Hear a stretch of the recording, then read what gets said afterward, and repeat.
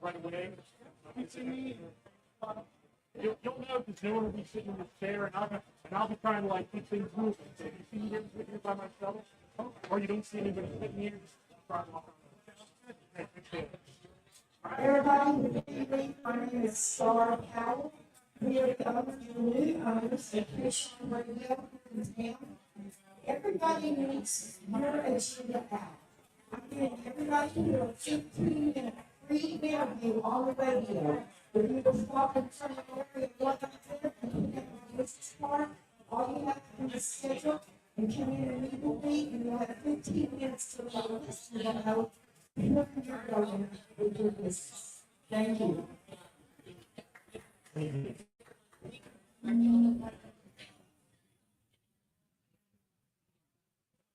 All right. I think the announcements are done. We are live from Tech Alley. This is Jason LeDuc, representing Vegas startup scene.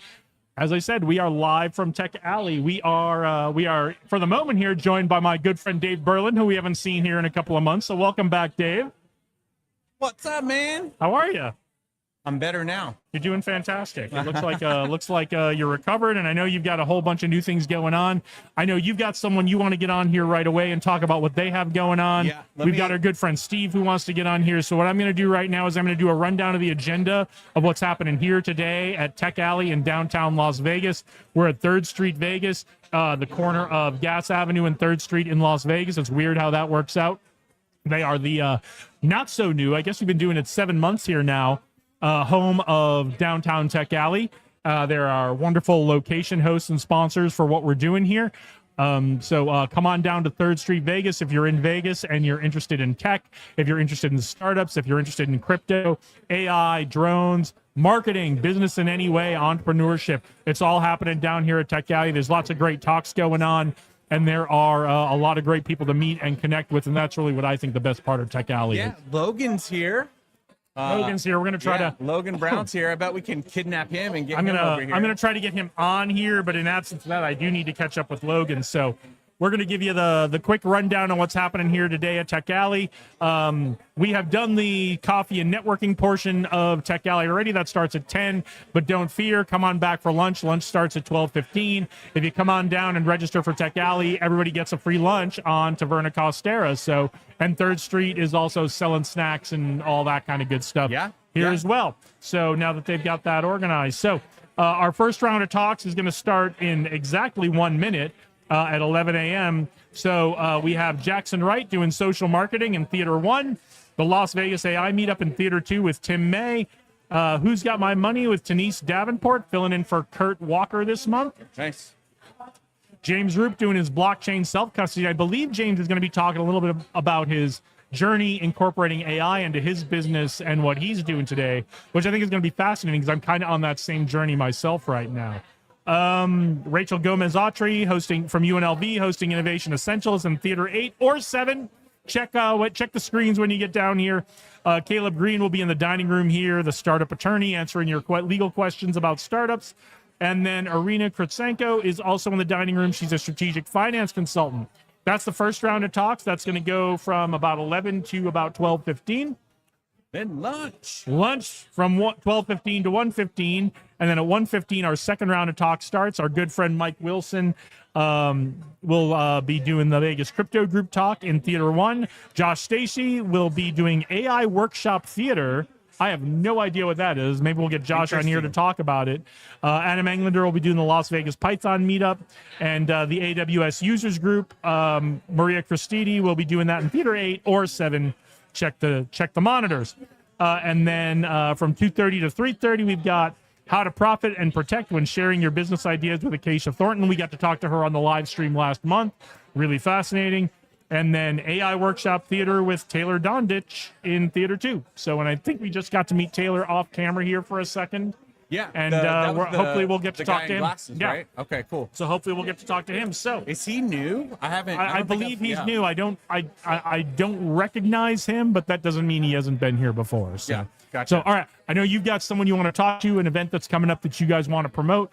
Yeah. So let's do that, and then you and I can chat a bit, and or we can just see who's waiting to get on and talk. Love it. But go ahead. We'll have you bring your guest on. This is great, man. It's nice to be back. It And feels great. We'll get to it. Welcome to Live from Tech Alley. And if you like what you see here, you find these people interesting, get on down here if you're in Las Vegas. And if you're not in Las Vegas today, but you're coming to Las Vegas, try to plan your trip for the third Saturday of the month. We're here every third Saturday of the month at 3rd Street, Vegas, doing downtown Tech Alley. So I'm going to get out of this chair. Dave's going to bring on his guests. They're going to talk about an upcoming event. Love it. And I'll be back in a minute. You're a champion. Thanks, Jason. All right. Welcome back, Tech Alley. We got Lawrence Ty, the Incredible, coming over from Creative Mornings, and it feels really good to be back in this seat. Yeah. I'm gonna pass this guy over to our friend here. A little BTS action. No shame. Lawrence. Yes. Who would have thunk it, right? We met 6 days ago. Yes. We both had our shirts off. Let me explain. Okay. We were at the Sober Rave pool party at Omnia Day Club. Omnia Day Club. Hosted by Ethos, I believe. Hosted by Etho, right? It was Daybreaker. There's so many incredible. The wellness community here is just amazing.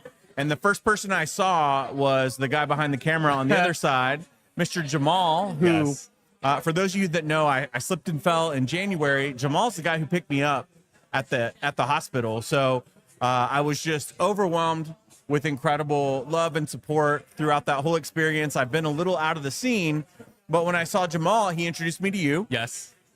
And you said something that had me hooked. And in just a couple days time, here we are. I introduced you to a whole new circle. Yep. You're now plugged in with Tech Alley. We'll have the initiation coming up after this. I did not tell you about that on purpose. No worries. I'm just kidding. I'm excited. But no, 2 words that you said to me that really grabbed my attention. Yeah. Creative Mornings. Yes. What is Creative Mornings? And tell me all about you and how you got involved with this movement. Absolutely. So for everyone that doesn't know, my name is Lawrence Ty. I am the new host of Creative Mornings. And what Creative Mornings is, it is the largest face-to-face creative community. I believe we have Creative Mornings is in 253 cities across 7 countries. So it is a community that specifically geared towards the creatives. So anybody that wants a platform to speak about their ideas, their businesses, their products, or just even to educate the community, that's what we're here for. We're here to give back. We're here to support. We're here to leave places and people better than we found them. Yeah. Everything that we do is for free. We are a nonprofit. So come on through. If you're not in Las Vegas, I'm sure there's one in your city. So all you got to do is just go to creativemornings.com and you will find, there's a drop down menu. You can literally search your city and there will be an event. And the event is usually on the first Fridays, but usually depending on, the speaker, it'd be any Friday actually. So first, second, third, or fourth Friday. Yeah. And that's kind of we host it. So and you guys, so what got me excited about that is that you're doing something that was here before. Correct. In fact, when I moved to Las Vegas in 2018, I was desperately in search of community.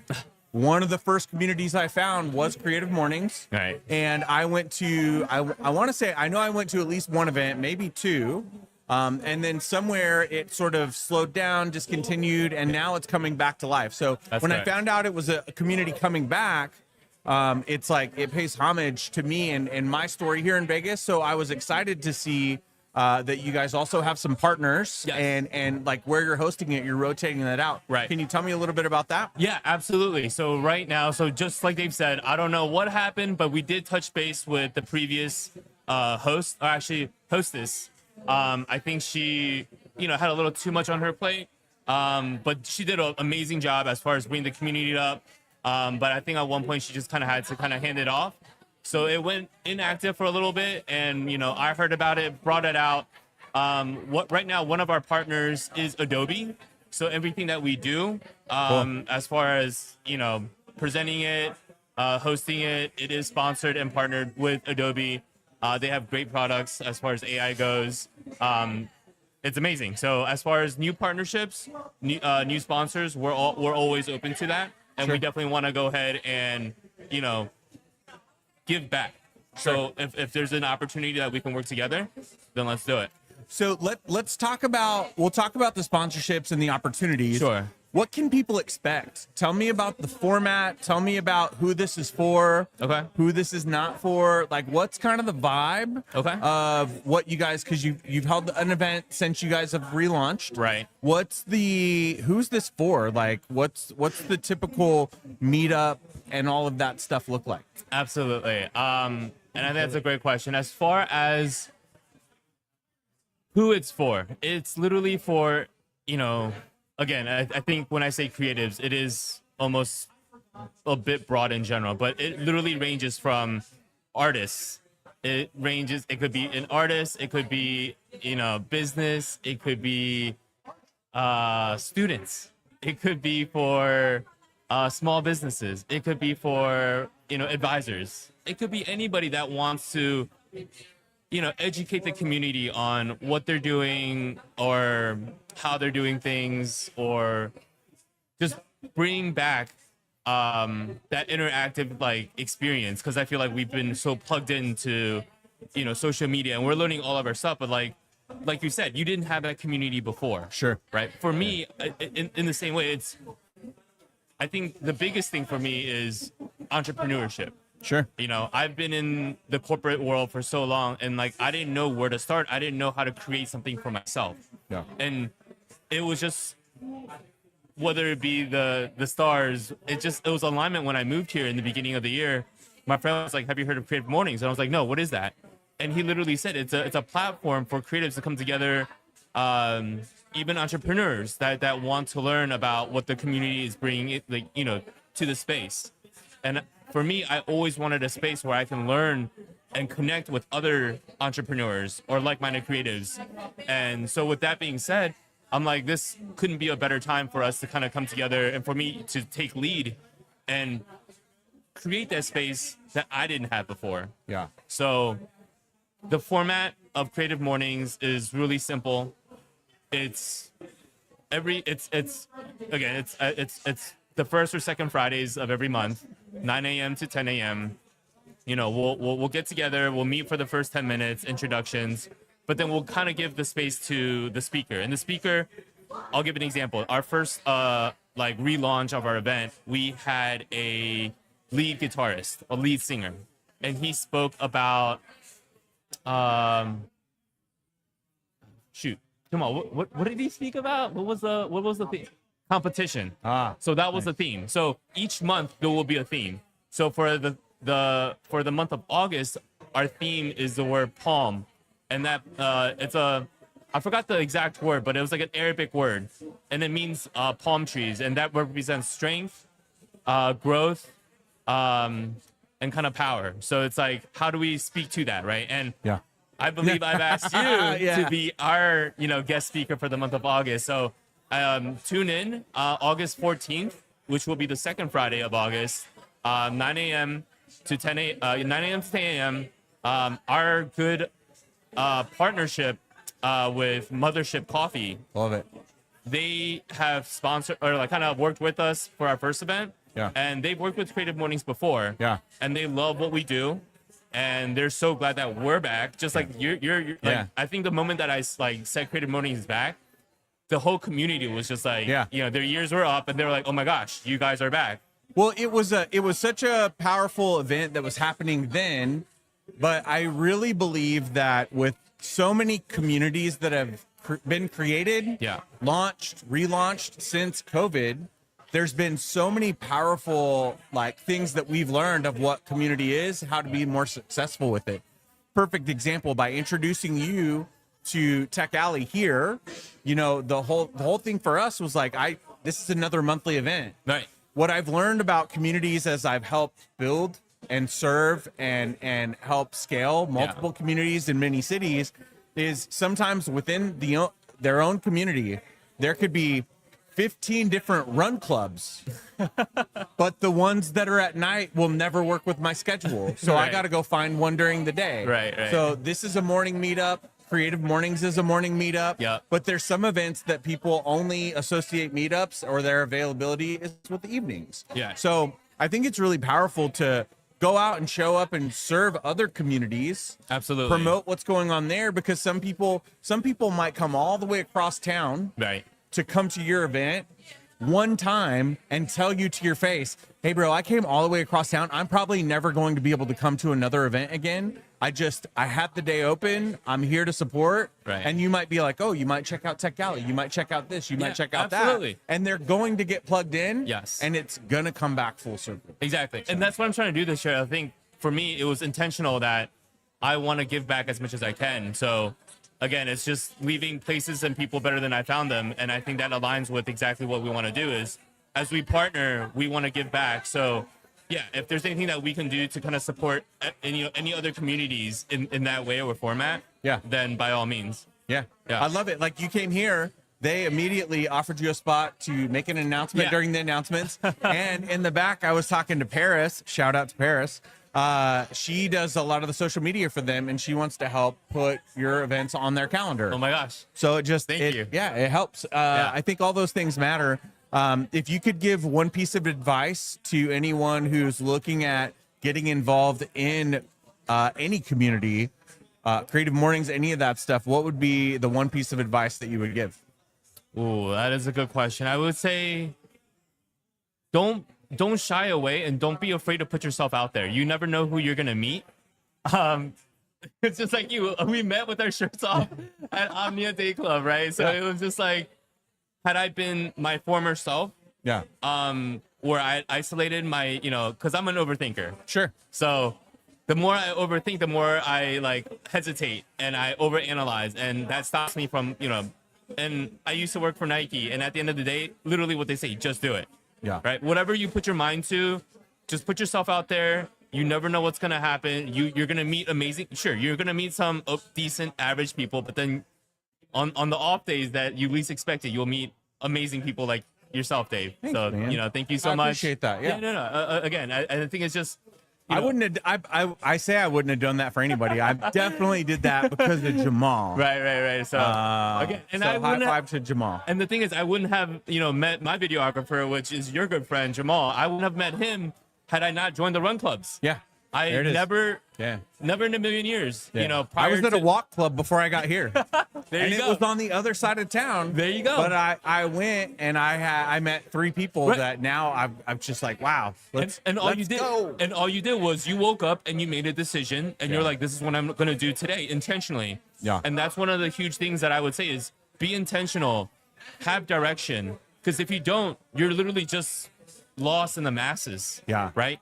So one of the big things for me this year, as far as like a New Year's resolution, was to be intentional, was to be directional, was to be, I want to curate the community that I want that aligns with my interests. I want to be in the environment that I want to be in, as opposed to going with the flow. Sure. You know what I'm saying? So that's my one advice is just be intentional, be directional. Don't be afraid. Put yourself out there. Say what you want to say. It's always better to say too much than say nothing at all. And then you never know what kind of connections you can make. And like I said, I would never expect to be in front of a podcast today talking about Creative Mornings, about how I can help the community, support the community, support our sponsors, support our partners. Again, shout out to Adobe for working with Creative Mornings. Shout out to Mothership Coffees that has been part of the whole creative communities or the Creative Mornings experience ever since day one here in Las Vegas. And now that we're reactivating and rebooting Creative Mornings Las Vegas, they're going to continue supporting us, but we're also continuing to looking for other sponsors that need the platform. So, we're working with small businesses, local businesses. If you need a shout out, if you need a platform, this is a place for creatives, for individuals that just looking for a place to belong.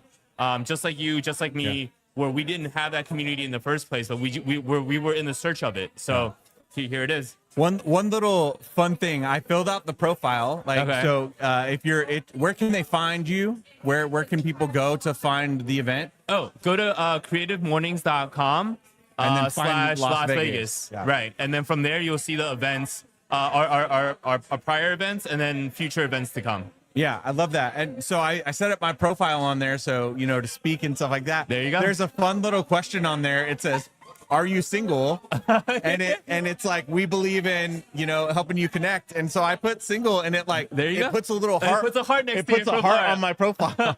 Because I think that's beautiful because we're so lost in this digital age of scrolling and like, you know, trying to meet people. Like, I think in the direction of, yes, AI is such a big thing now, but there's going to be two groups. There's going to be one group that will continuously to be plugged in. But I think right now we're looking for that interactive human experience now. We want to come back. Yeah. And I think what Creative Mornings does, along with all these other run clubs that you see, these health and wellness, they're promoting that, hey, we need to come back to our sense of self and reconnect with our human side. I love and that. I think it's beautiful that we're able to say, yeah, I'm single. I'm looking for a partner, you know. I just thought that was different. I hadn't seen any other ones. I think it's really, really cool. Yeah. Very cool, man. Dave. I'm excited for next month. Yes, I'm August excited 14th. to see all the things that you guys are bringing to the community. Thank you so much, man. And Thank you, Dave. I'll see you soon. I appreciate it. Thank All right, you. buddy. Lawrence Ty with Creative Mornings. Such a cool organization. I'm really excited to see what it does coming back, and all of the people that it reactivates that were involved in the community before. So, what is up, man? I got to catch up with Logan Brown. They had to take off. He and his partner had to take off. Aw. But I got to catch up with Logan and see what he's doing, and we'll get him on. He's got a bunch of things going on. So Cool. So Love we'll get him. We'll get him on here on the Leader's Mindset or some other video package for you all to see. But love our that. good friend Logan Brown, Yeah. And I think what was that guy's name? I can grab him for you. Taylor, I think Taylor. it is. Well, Okay. he's talking to someone. Okay, So cool. let's get caught up with what Dave Yeah. Berlin has going on Yeah, man. with your Meta glasses. Yeah, with my Meta glasses. I got the Meta. I would like to say you're the first person to come on here with the Meta glasses, But I'm not. Sadly, you are not. I'm you, not. you were It's okay. you were beaten by a young woman last month. Dang it.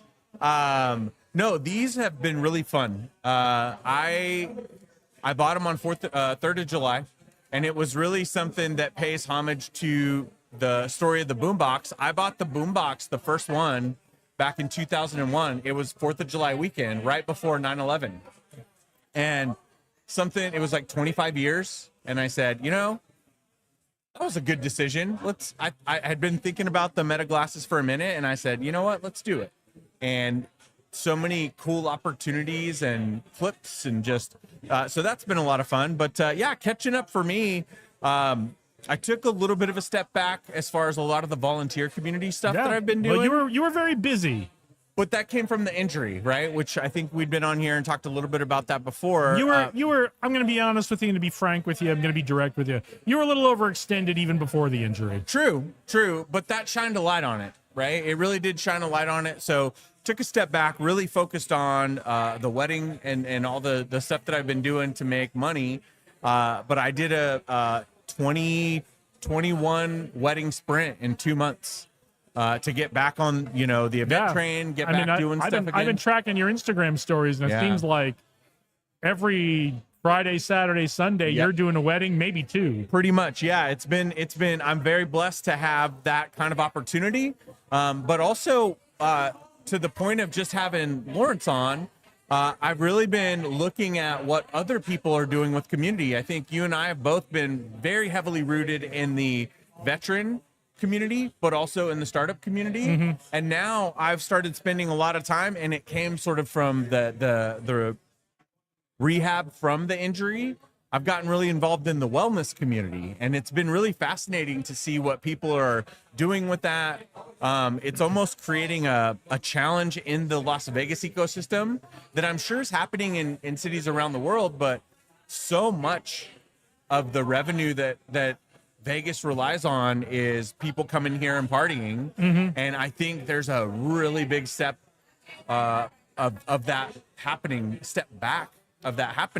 and you're starting to see people launch new events and initiatives that are just completely selling out. I think it's great. But you're also seeing alcohol sales go way down. So I'm fascinated by So get on it, people. Get drinking. Yeah, get drinking. There's still enough people out there that drink for all of us. I think the alcohol sales are going to be fine. But it's been interesting to see the communities that are coming from that. I came from a walk club this morning. Yep. As I'm getting a little bit more mobile, just a little mile walk that we do. I may be getting this wrong. You have been going to like these sober pool parties. Yeah. Is that yeah. what I've been seeing? So Lawrence, the guy who was just on, I met him at Omnia Day Club last Sunday, and it was 9 a.m. yoga, 10 a.m. dance party. Yep. Until 1 o'clock, and they when the main event kicks off sold for the no day. alcohol. It was all like kava, matcha, coffee. All kinds of like drinks, like spritzers, but not with alcohol. But like no booze. Yeah, no booze. So yeah, there was 1,000 people. I mean, it was a sold out event. They had a line around the building. It's fantastic. I So think it's great. Yeah, so I went to that. Clearly, there's demand for it. If it's 1,000 people and it's sold out, and there's still people Yep. waiting to get in, Yep. good on you. I think it's fantastic. Yeah, it was a lot of fun. Cool. So what else? What else is going on? What are you working on? The main thing that I'm working on right now is, as I've really dug back into the wedding business, there's a lot of times people from the outside looking in, they were like, oh, you do weddings. A lot of that comes from partnerships. So what I've been doing is a lot of work in the strategic partnership realm, where I've mainly been working with the same 2 or 3 venues. We've expanded our partnerships with some properties on the Strip. We're on approved vendor list more for that now. So really just trying to be a little bit more involved in that side of the community. What that did lead me to, and in fact, the only volunteer organization that I did stay on board with was Disrupt HR, which is kind of like TED Talks, but for the HR community. We have a big event coming up September 24th. That'll be with Ashlyn Valdez. We'll probably have her come on in August and talk a little bit more about that event. Same maybe goes for September because it'll be right before. But that's really a great opportunity to get a lot of the people that really lead the hospitality hiring initiatives to give their voice and opinion for some things that may need to change locally here in Las Vegas, but may need to change across industries across the United States and beyond. Yeah, I think we're looking at a lot of change coming up. A lot of the way we've always done stuff is not only going to be suboptimal, it's just going to not work anymore, I think. Well, you have 2 forces at work, right? You have the I feel like the wake of post-pandemic and the way that we worked changed with a lot of people working from home and things like that. And that was what became the new norm. But very quickly with things like AI and things like that, it's changed the workforce drastically just in the last few months. Yeah, I mean, I've been doing a lot of stuff with AI, and I mean, if that computer weren't doing this right now, it would be running all these AI tasks. So it's gonna You almost got to get a separate when I get it computer home just today, for it's gonna that. get switched over and plugged back into the Wi-Fi at the home office, and it's gonna have probably 6 or 7 tasks. It just starts running right away, and but yeah, and it's great. But I mean, things that have been on my plate for years that I didn't even have a chance didn't have the time to get started, now are running and fully fleshed out and have been through several iterations and are just going, and just goes and finds data, pulls data in, looks at things like social media analytics or YouTube analytics or whatever it is, looks at all these things, pulls it in, analyzes it, spits out recommendations. Those recommendations get picked up by other tasks, and those just goes and goes. And And so to that point too, that's also after 16 years in the wedding industry, I can definitely say that I've mastered many elements of my part of the industry, but I have not been able to automate those yet. And that's what I'm very much excited at. I'm meeting with some other veteran entrepreneurs they're doing similar things, and hopefully I'll have an answer to that that I can share in the wedding industry soon. Yeah, I think you'll be able to find a lot of things in your planning phases. Yeah, are and even in the communication. Yeah. Right. One of the things I've done for the Leader's Mindset podcast is I've set up like, okay, your recording, your interview is coming up. Here's what you need to, here's what you need to prepare for. Yeah. we did your interviews coming up. Please, in 3 weeks, please send your headshots so we've got it when we do the editing, and all your links, all that kind of stuff. That's cool. What else? Oh yeah, like your air date is coming up. Please send us this kind of information so we have it when we do the episode descriptions and all that kind of stuff. And then 2 weeks after the air date, hey, this was a great moment from your episode. Hey, please give us a testimonial of being on the podcast. And you can either write it or send us a video, and then it sends it in, and between kind of a couple different AI platforms I have running it reads it sends the email or drafts the emails I send them. It reads the emails. It updates databases with all kinds of stuff. It lets me know when stuff comes in. It lets me know when I need to send stuff out. That's cool.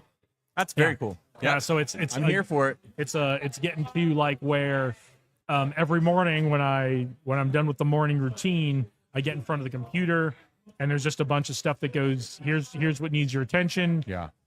Look at the email drafts, edit them however they need to be edited, send them. I mean, a lot of times it's just click send, click send, click send. So that's cool. I haven't gotten to the point where I'm ready to let it send out emails just on its own yet.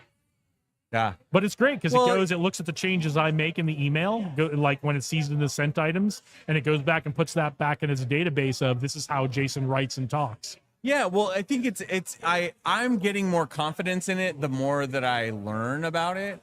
But I also then I'll go through and I'll see where you could tell where there's a lot of people being very careless with it. Yeah. And like I saw there's a lot of people are really slamming on all the flyers, like because it's very obvious when it's an AI flyer, but like the things that people aren't even proofreading is like it'll have the complete wrong information. Yeah. Like it'll have the wrong date, the wrong year, the wrong. You can't be lazy with it. Exactly. You can. Yeah. Do you want to come on? Yeah. Okay. Yeah. Yeah. We'll pick this up in a couple of minutes. So yeah. So all right. Thanks, Dave. Well, we'll pick this up in a couple of minutes. That's just Dave. Yeah. No. Jump on. Let's get you.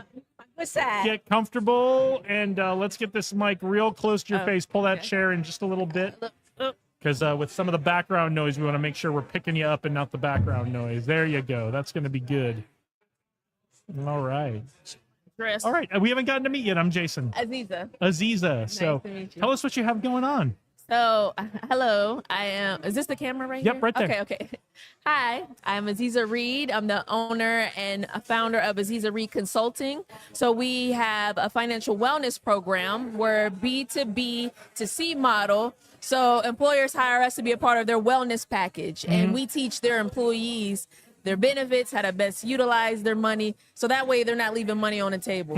Yep. So. Very cool. And I think you mentioned in your announcement this morning, you also have a tech platform you're working on. Yes. With the support of Amazon Web Services, I've developed a financial wellness software, right? And it's kind of that same concept where we're bringing the employers and employees back to the money table, understanding how to utilize their benefits. So that way there's any cost saving strategies on the employer side, and the employees is taking full advantage of what they have. So what are some of the benefits that a lot of employees don't take advantage of that they probably have from their employers and may not have really paid attention during onboarding and said, hey, you've got this benefit? It's definitely the matching. You'd be surprised how much matching is left on the table. There was actually a study done this year. I can't recall the actual number, but it was multi-billions of dollars being left on the table just off of employees not understanding their matching, right? And they said the average is $1,300 a year. And if you take that and compound that over time, if it was invested, we're talking a lot of money there. $1,300 a year per employee. Per employee at let's call it 6%. Yeah. That's a lot of money, right? That's a lot of money. And that's just because they're not being properly educated on how it really truly works. So is the challenge in the way employees are being onboarded about their benefits? I think is it that employees are, when you're starting a new job, you're just kind of not like all you're really paying attention, like how quick can I get out of here so I can get to work kind of? Right. Is it a combination? I think it's I think it's on the employer side. Okay. So when I graduated, I have my bachelor's degree in accounting. I am an accredited, I should have started with that. I'm an accredited financial counselor, so I have my accreditation. Very important.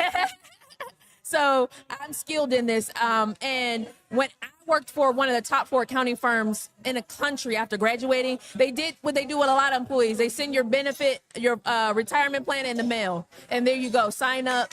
Yep. Read the packet, figure it out.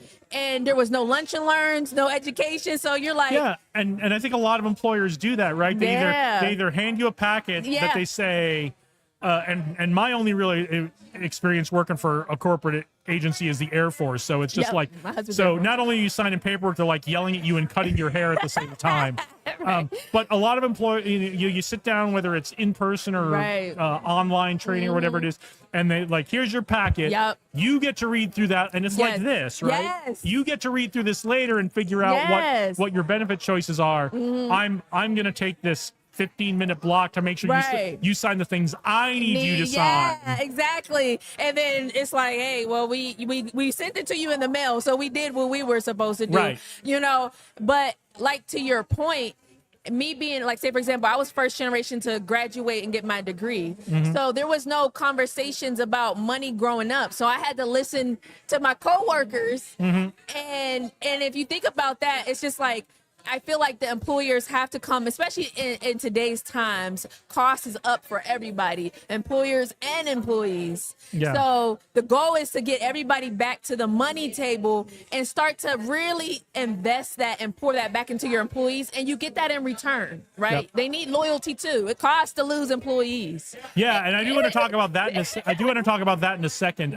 Yeah, well, I mean, you went to business school for Yeah. accounting, so Yeah. so you got to be around kids who are like those kids that we all know and kind of don't like, who are like always talking about interest rates and return on investment and annual rates of return and that kind of stuff. But when you're in business school and you've got those conversations happening all the time, something clicks in your brain. You go, I got to start paying attention to this. You go, oh, this is how this really works. This is how finance really works. Once you understand how finance and really how money really works, right? And you don't need to go to business school to do that. It's just an environment where everyone's always talking about it, because those kids are always talking about it. Yeah, and then you touch on a great point.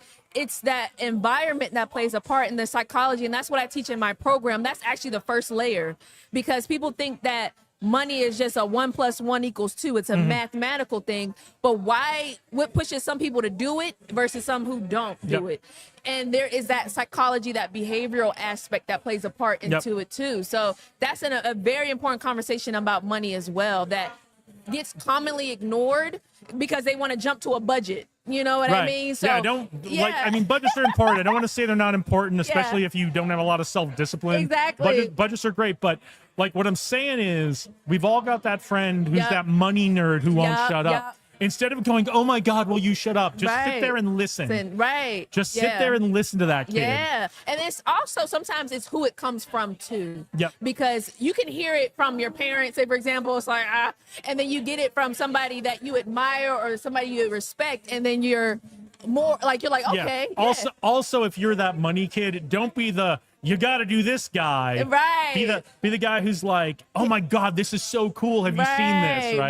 Right. And there's always some everybody has that click where it's like, okay, now I get it. Right. So fantastic. Okay. So I do want to shift gears back to, because what a lot of employers don't understand is they're also leaving, whether it's money or financial benefits, whether it's tax benefits, they're leaving benefits for themselves on the table as an employer if their employees don't follow through on what they need to do. So let's talk about that for all our employers out there, our startup founders who may be hiring people right now. Your business is growing, your business is starting to scale. Here's why it's important to you as a founder or a business owner, or if you're in HR, to make sure those employees follow through on, I mean, ideally, you're not just handing them a packet and telling them to get out of there, but making sure that if you are doing that, making sure they follow through on all those things. Yes. So why is this important? What are the benefits employers are leaving on the table? Well, for one, if you're putting money aside for wellness, whether that's student loan stipends or reimbursements and daycare stipends. So if that money is in programs you've already spent, right? So it's there for the employees to take access to it. So if you're leaving money on the table from a cost perspective, that doesn't make any sense, right? And then they say for every dollar you invest in your employees, you get $6 in return. So instead of just wasting that, understanding, okay, here's the available benefits every employee has. How do I get them to utilize it so that way I'm not leaving it on the table? Or also, what are they not using that I could get rid of and shift it to something else? Right. If it's unpopular and people are like, I don't care, I don't want to use it, then shift it, right? And there are a lot of things. I'm a veteran, Dave is a veteran. As an employer, there are programs you can put your company into if you're hiring veterans that are also operating. If you're not in those programs, but you've hired veterans, you want to hire veterans, you're leaving money on the table as well.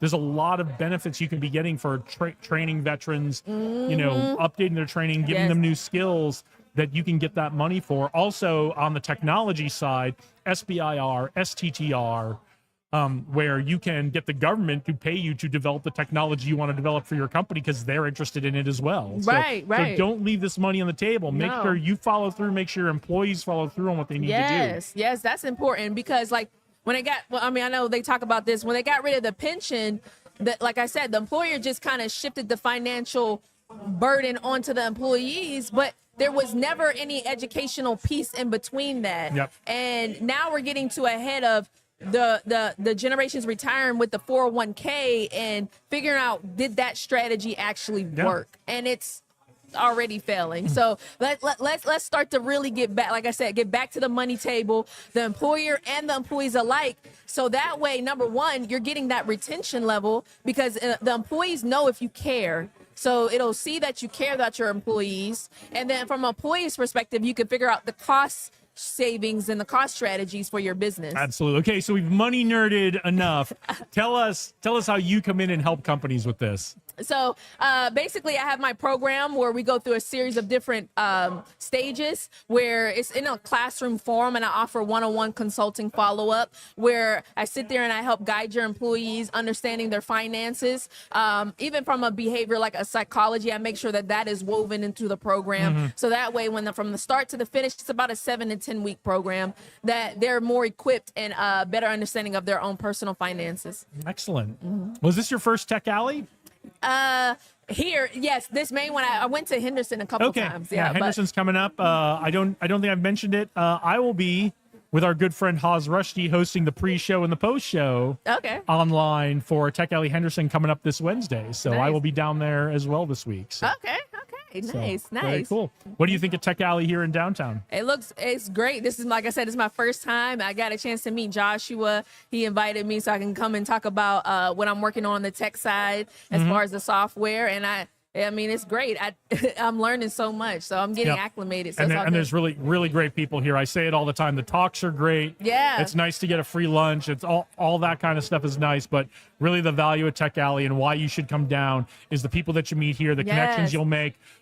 Companies have been started by people who met here at Tech Alley, and they have gone off. They've gotten investors. I mean, it is absolutely amazing. We have had investment bankers from New York City see clips from this live stream and say, I love what you're doing there in Vegas. I want to learn more about the ecosystem there, the companies there, and I want to come on your show. Nice. We have had people watch this show and have been.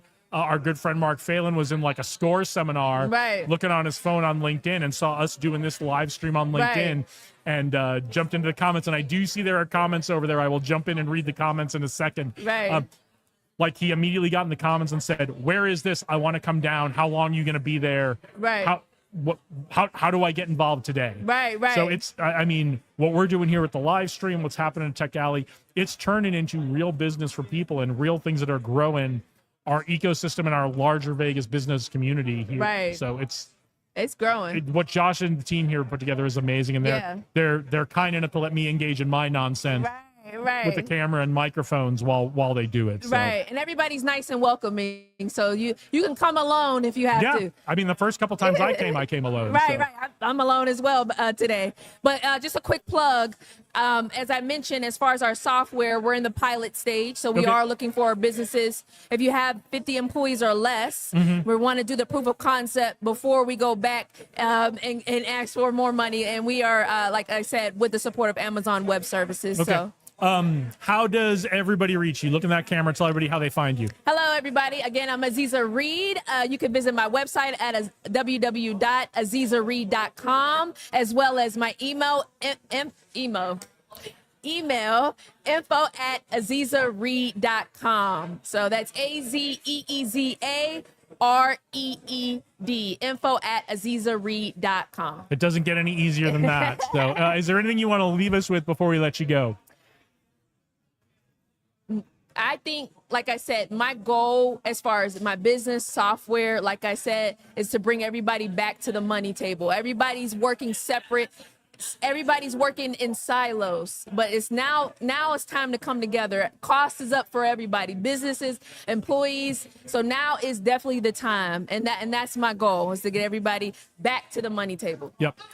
Those benefits are there for you, whether you're the employee or you're the employer. Yep. The benefits are there. Don't be afraid to talk about money. Yes. That's a big thing we got from our grandparents in the post-World War II generation is we don't talk about money. Don't be afraid to talk about money. Ask questions. Go talk to that annoying friend who won't shut up about the math and the money math nerd stuff. Right. Talk to each other.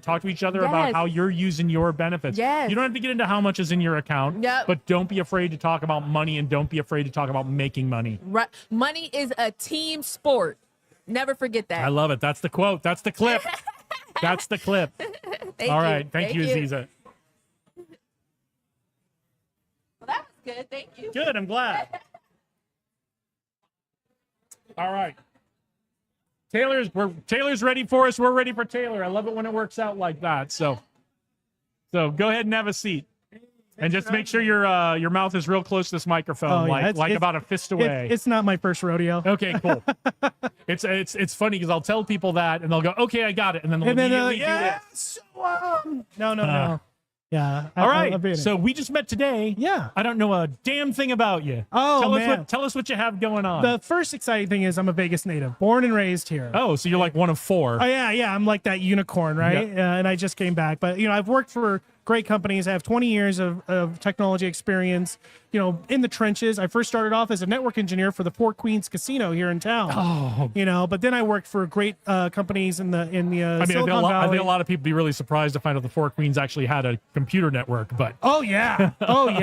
An interesting story about that is, so I got to drag network cable all through the Four Queens, through the ceiling and everything like that. It sounds like so much hard work, but it sounds so much fun being a pioneer 20 plus years ago, getting this done. Yeah. But I got to see the surveillance of old, literally cut out holes in the ceiling where security guards would just be looking for cheating, which was really, really cool. And then when I left that job, they put me in a room and was like, you are not allowed to gamble here for 2 years.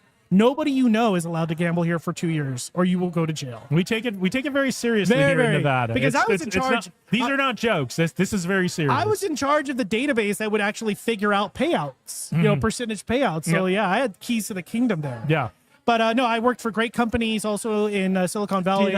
Did you have to have a gaming license, or were you you were under the whoever your boss's boss's boss Probably, gaming license. yeah. But you had to follow all the rules. Oh, I had to follow a lot of rules, but I didn't. I'm I just didn't curious touch how money or far the anything. gaming licenses go down in the organization. Not when I was working. Maybe Okay, that changed. that's cool. That's interesting. Yeah. So I've also worked for great titans of tech. I was a senior engineer at Yahoo when Yahoo was cool. Nice. Yeah, back in the day. Yahoo's still cool. Yahoo Finance is still great. Yeah, but after Yahoo, I realized I really like being part of organizations that are smaller and growing and being part of their exponential growth. So I started being, a technical leader, joining companies as VPs of engineering, chief technical officer, figuring out what's it going to take to hockey stick the growth and then exit. So I've been part of 5 really great, fantastic, successful exits. That's awesome. I love building great products. I like to joke, even though I'm a technologist, I'm a people person. Right? So I build amazing teams of people, and I try to make sure that we're solving people's problems. So, Cool. Yeah. So you've been a CTO. Yeah. I'm always fascinated by CTOs because I come from a technical background, but I wouldn't consider myself a CTO. And I think it's such a unique role in a company. What was your experience like being a CTO? And how do we, my question for whether they're tech founders or CTOs or whatever their role is how do we help build those future CTOs for our companies to help them grow and scale? That's a great question. So, I started off as a network engineer for the Four Queens Casino here in town. And then when I left that job, they put me in a room and was like, you are not allowed to gamble here for 2 years. Nobody is allowed to gamble here for 2 years, or you will go to jail. So I'll give a perfect example of like the company I was the last successful exit. I was the CTO for a company called Security Trails, which had the audacious goal of creating an inventory of the entire public internet and then doing vulnerability scannings across that entire space at scale. Massive problem, right? And then we were successfully acquired by Recorded Future, a global intelligence company, which then was acquired by MasterCard. Huge deal. But when they first introduced me to the organization, they already had a CTO on board. And I was asked, like, come in and figure out why we're not growing, why we're not scaling, why we have so many technical regressions and issues. Come in and have some fun without all the everybody responsibility. Just talk and to help us figure it out. And so they had a CTO, and I talked to everybody in the organization, all the stakeholders and stuff like that. But I did talk to the CTO, brilliant engineer, great technologist, but he didn't want to be a CTO. He wanted to be a coder.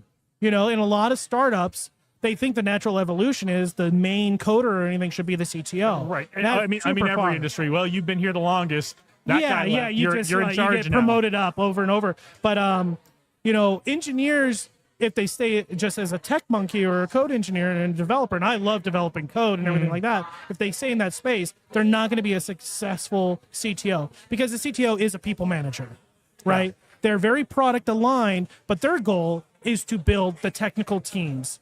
Their goal, my take on it is, I want to build teams of people that are way smarter than me. I cannot be the smartest person in the room, and that's very easy for me. But I want to build teams of the most successfully brilliant technologists and give them the tools to succeed and then get the heck out of their way. Yeah. That's my playbook for being a really successful CTO. I think that's fantastic. I always look at the job. I came back, I was 20 years in the Air Force, so I grew from tactical thinking to strategic thinking. It's one of the hardest problems in all of leadership. But a CTO has to think about not just how does the technical team solve the problem, what are the problems worth solving? Oh, yeah. Product alignment is extremely important, right? So part of like when I join an organization, a lot of it is product misalignment. Yep. Like they're building the wrong things. Like, especially if they're a pure technical company, they want to feel smart. They're reinventing the wheel. Yep. They're going through all the lessons that maybe another company has already learned, and we should glean from that, Or they want to build a pure technical product, and they're figuring out, like, why aren't people using our product? And it's like, well, you're trying to build a product, not a solution. Yeah. You're not being solution oriented, And so a lot of, my success in the past has been steering a technical organization to being more solutions driven. Love it. Yeah. Love yeah. it. And I'm thankful that I've seen quite a few successes, And so, I love being part of Tech Alley. Joshua and I go way back. Back when Punch Code was a boot camp here, I was an advisor for boot camp for a few years. It's great. And like I said, I'm a Vegas local, so I love seeing tech communities here thrive, which is great.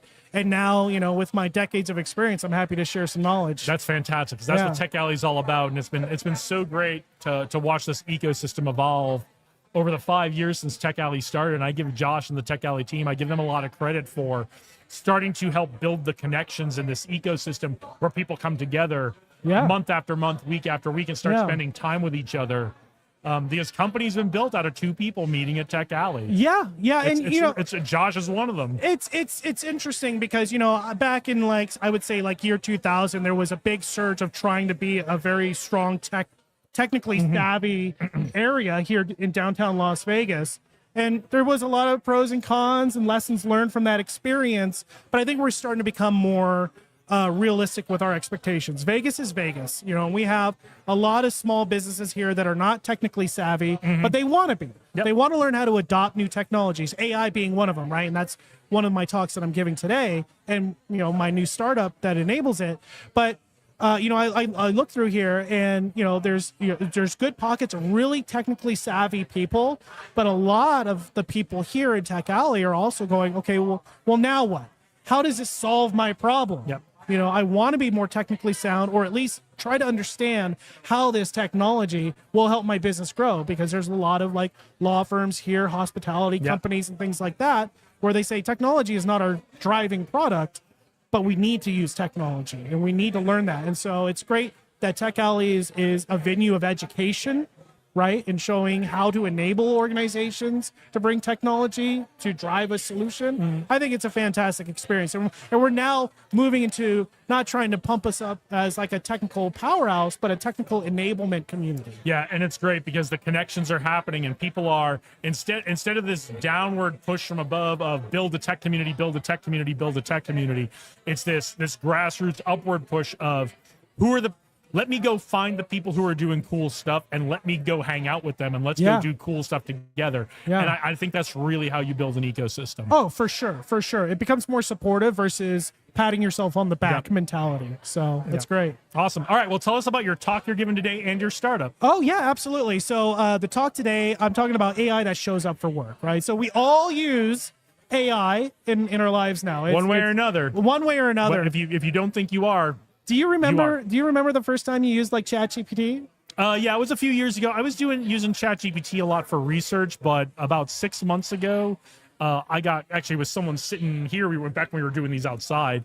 Started talking about Notion and how Notion AI and what it could do. And I said, oh, that's interesting. So I looked into Notion AI, and then I looked into Claude Cowork. And now, like, if that computer weren't doing this, it would be running a whole bunch of Claude Cowork tasks all day long. Yeah. So it's got a lot of catching up to do when I switch it over to the main profile. But yeah, I've been using Claude Cowork for probably a good 6 months now. Okay. And it's letting me do all kinds of things that have always been on the to-do list.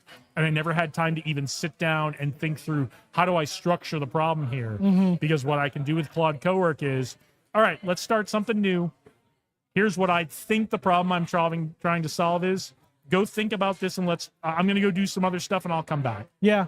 Yeah. I mean, I remember my first experience with ChatGPT, and it was like really like right when it first came out. Yep. It was publicly available. And I was like, all right, I'm going to kick the tires on this, and I'll ask it a few questions. But I remember my prompt saying, okay, I want you to answer my questions in as much detail as possible, but also understand you are president of the Taylor Swift fan club, so every answer you give me must relate to Taylor Swift. I was just giving it for giggles, but now that's fun. That was fun. And so we were asking technical discussions, and it was coming back, and it's like, and Taylor Swift was blah, blah, blah, blah, blah. And I got a chuckle out of it, but I also realized, like, there's something to this. Yeah. Oh, yeah, for sure. It is going to evolve. And so you have a natural progression, right? You started with like, chat, personal assistants and everything. And now you're going towards more automation and orchestration. Agents, yeah. So in my talk, I talk about 5 stages of AI enablement for organizations, right? So from personal individual use, I'm opening up ChatGPT in my browser, I'm uploading a document and everything like that, all the way to true AI enablement in an organization where you actually have AI collaborating with your entire team and enabling everybody. Right. And there's multiple stages in between those two stages. And each of them have pitfalls, legal implications, data privacy implications, cost, operation implications. And so my talk talks about it, not from a technical perspective, but from an execution perspective. Yeah. And that's so important because, like I said, I've been doing this with agents for about 6 months, but it is, not only are there a lot of growing pains getting them first started, it's constant maintenance and checking and making sure that they're giving you not the results you want, but they're doing the work you're asking them to do and giving you honest answers and things are feeding from one thing to the other as they're supposed to. And when something's not working right, going and asking it, why didn't this work right? And it's just like having employees, right? Yeah. Hey, something didn't go right here. How do we? What happened? How do we fix it for the future? I want you to anchor on what you just said. It's like having employees, because that's what my startup really kind of resolves with AI enablement for organizations. So my startup is called Fellow Hire, fellowhire.com. And what we do is we white glove create bespoke AI fellows that live in your organization. They'll be in your Slack or in your teams, and they are very role specific. And we white glove train them on the context of your organization, the people it works with, your business processes, the tools you use. And the tools you use could be like, oh, we only have on-premise and we have like Windows documents in our file share. And we're a legal company, so we have to be highly compliant and secure and everything like that. But we're able to enable that for you. And so you'll actually have like Alice sitting in your Microsoft Teams environment, who is an AI fellow, who already knows who you are, what your role is, your communication style, the tools, what you're expecting, and become very, very efficient. Yeah. And so, we have companies that have 3 or 4 AI fellows, all with different roles, and they've been all specialized trained, and the feedback that we've gotten is it's extremely effective, because most organizations, if they're a little bit more mature in the AI adoption, they have automated processes kind of happening. Build this marketing campaign, check email, check for follow-ups, repeatable tasks. But the reality is a lot of the smart work that happens in organizations are ad hoc. There are communications that are happening between people in the company, right? And so a lot of this ad hoc workload can also be AI enabled with a fellow that acts as an employee, acts as a peer in your organization. So that's what Fellow Hire does. We do it from the ground up to be highly secure, SOC, ISO compliant. We follow all the great rules, and we ensure with a constant loop that our AI is extremely effective in your organization. Yeah, and that's great, because like if you're like, for me, it's just me and my company. I'm doing stuff. I can 24/7. I can go look at something and go, oh, that's not working the way it's like.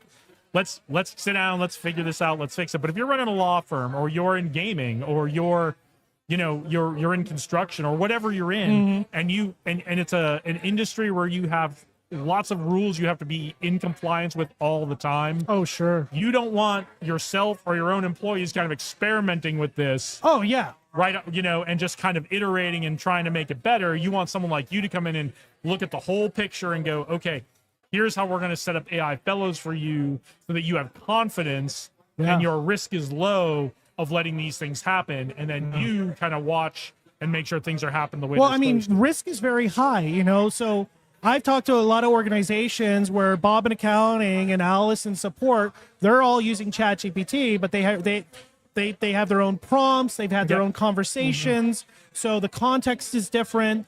And then if another person in a different department needs to adopt an AI tool, they're having to retrain the AI all over again. Yep. But then also, you've got these people that are opening up like ChatGPT desktop and like just sending documents willy-nilly that are client documents, legal documents. And I don't know, have you turned on the data privacy in ChatGPT or Cloud Code? I have not. I don't use ChatGPT, but also coming from an Air Force background, if I think something needs to be private, I would never put it up into ChatGPT or into Claude. Like I do, I've started doing film production, and so I have a lot of scripts that people have written. Yeah, but I don't put the scripts up into an AI, because that's somebody's intellectual property. Yeah, and I want to make I know it's not supposed to happen, but I don't know for sure it won't happen. That some part of an AI will get trained on a script that I upload. Right? People don't realize that by default, OpenAI, ChatGPT, or even Anthropic Claude, which changed in September 2025. By default, your data and conversations are stored for years and used to train the model. So that's the product. That's my own discipline of working classified programs in the military. If I'm not sure I want the world to have it, I don't upload it. Now, mind you guys, like that's easy to turn on. Like all you gotta do is go to the settings for both those apps and toggle on your data privacy rules, which I will do today. Yes, do that, please. If you it's haven't, not already do done, it. It might already be done. But over 99% of the consumers that are using ChatGPT or Claude don't even know that exists. Therefore, they are the product, right? You are training it. And so with Fellow Hire, all the frontier models we use, we don't send any data for training or anything. Right. That all runs in an isolated, secure environment for your organization. Yeah. And that's really important. And it's really important, one, to know that is possible. You can take advantage of AI with these secure. And I don't think a lot of people know that's possible, that you can set these up with expertise like yours to protect that, both the data privacy and all the compliance stuff that you need to do, but still take advantage of the models. Oh, yeah. I mean, I take security very, very, very high priority, right? I've gone through tons of, acquisition audits where we've had to go through a fine-tooth comb for any kind of security issues, data leakage, and stuff like that. So Fellow Hire, from the ground up, is built to be SOC, ISO compliant.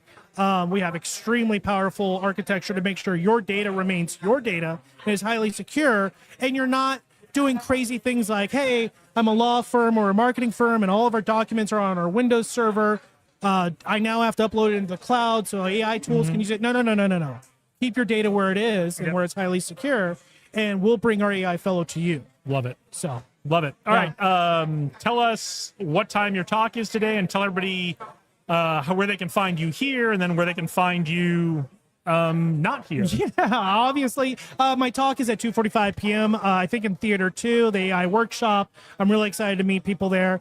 You can reach me online, obviously, through my LinkedIn or at fellowhire.com. I love talking to everybody. So by all means, bother me, ask me questions. I love sharing my knowledge.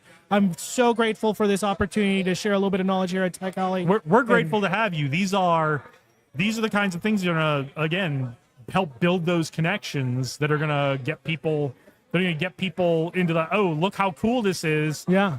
I met Taylor, and Taylor showed me a bunch of things, and now I'm off to the races. And it's not just how cool this is, because we can all agree AI is cool, right? AI is awesome, it's empowering, but how do we operationalize it so it's secure, cost effective, and really helps enable my business with the least amount of risk? Fantastic. Awesome. Thank you so much for having Anything me. else you want to leave us with before we let you go? It's just about lunchtime. It's time to jump in that lunch smells line. so good. It is. I will It's leave always you great. with, I'm hungry, I'm going to eat, but thank you for having me here again, and looking forward to future sessions. All right. Thanks for joining us. Thank you so much. All We'll right. catch up with you next month. Great, if not thank you. sooner.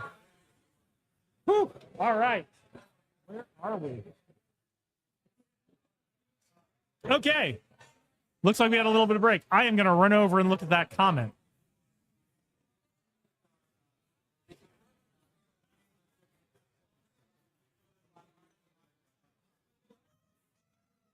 Okay, well, it looks like we didn't really have a comment. It was just a little notice from StreamYard, but that's great because I feel bad when I don't get to see the comments, and I'm working on a solution where I can get like a monitor here, or maybe I'll start putting a laptop here on a different table. I don't know. We'll figure it out. But I do like being able to read the comments. You guys quite often make some really great comments, and I don't always get to them right away. But we are always so happy to have you watching. We're happy to have you joining us here on Live from Tech Alley. We'd love to have you come down and join us here at Tech Alley if you're in Las Vegas today. We do this the third Saturday of every month at 3rd Street, Vegas, which is an arts and performance and meeting space here in downtown Las Vegas. It's coincidentally on the corner of 3rd Street and Gas Avenue.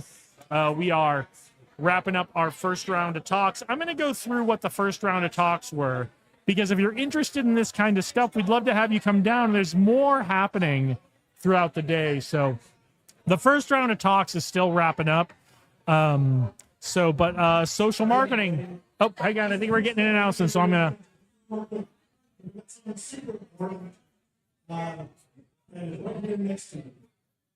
Especially the friends in the line coming up here, but then introduce Chris. Chris. They're telling us what's for lunch today.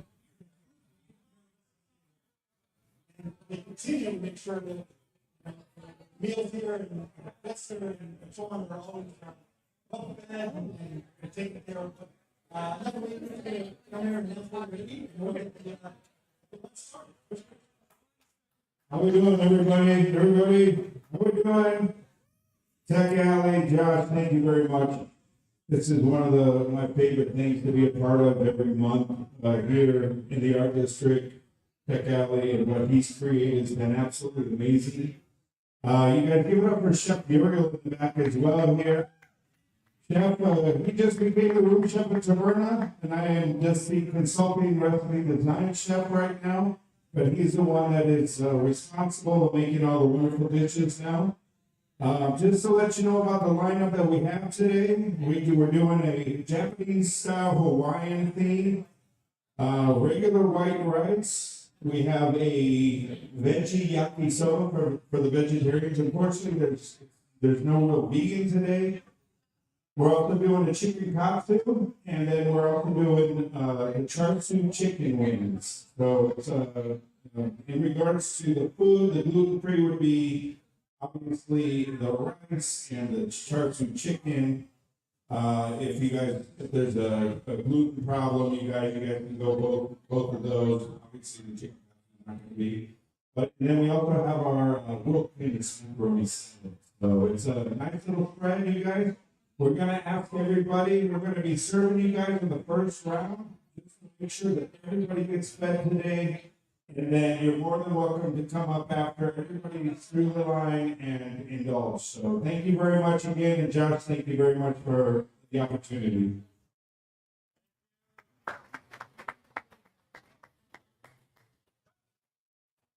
All right. Yeah, jump on in.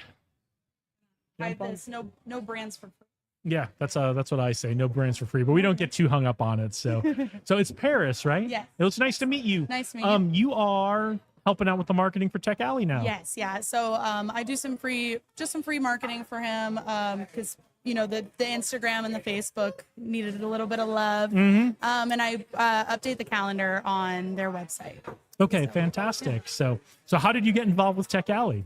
I had been here a couple times, and I went to the website. I had heard about it through word of mouth, and I went to the website to find the event, and the website was like really outdated. So I got in contact with Joshua and Taylor, who was just on, actually like kind of introduced me, and I told Joshua I loved what he was doing with Tech Alley. Like, this is amazing, and I think Vegas needs a lot more free events like this. And I told him I'd be happy to help him develop the website a little bit more. That's and fantastic. get some social media presence. Yeah, that's fantastic. It's is your background is in marketing? Tell us about you. Tell us about do you have a business? Let's learn more about Paris. I'm happy to tell. So I'm Paris Mahan. I own Mahan Marketing. It's a marketing agency. I mostly focus on small brands who are starting and don't know how to start, or brands who have started and they don't know, like, they have a great product, but they don't know why people aren't coming in. And so I do website creation. I do the development, the management. I also do content creation and social media management. And, I'm just getting my roll on. I started my business this year, but I've been in marketing. You're doing a lot of stuff. I'm about to ask you if you have a team or if you're doing it all yourself right now. Right now, it's just me. And I do have somebody that I bring on board if things get a little too overwhelming at one time. But employee-wise, it's just me. Okay. I've been in marketing though for many years. I worked for an IT company out here first as their marketing director, and then I got inspired to start my own business, and they became my first client, and I've just been rolling since then. Okay. And are you from Vegas or? So I was born in New Mexico. I was raised here until I was like 8 or 9, and then I moved to Virginia. I finished school there, and then I moved back almost 3 years ago now. Okay, cool. Yeah. So is this your first time at Tech Alley, the event, or have you been to a couple of these already? Yeah. So I've been coming to Tech Alley. I think this is like my 7th or 8th one. Okay, cool. Yeah. So still in the first. But you've seen a lot of what goes on here, so you have a pretty good idea of what you want to do and how you want to promote Tech Alley. Yeah, absolutely. What do you think the real high points of Tech Alley are that you want people to know about? I think the speakers are incredible. Like Acacia, last time I was here, put on an amazing presentation, and I think what makes an amazing presentation is when people aren't just promoting themselves, but they're giving actionable advice for everybody. Yeah. And I think she does a great job of that.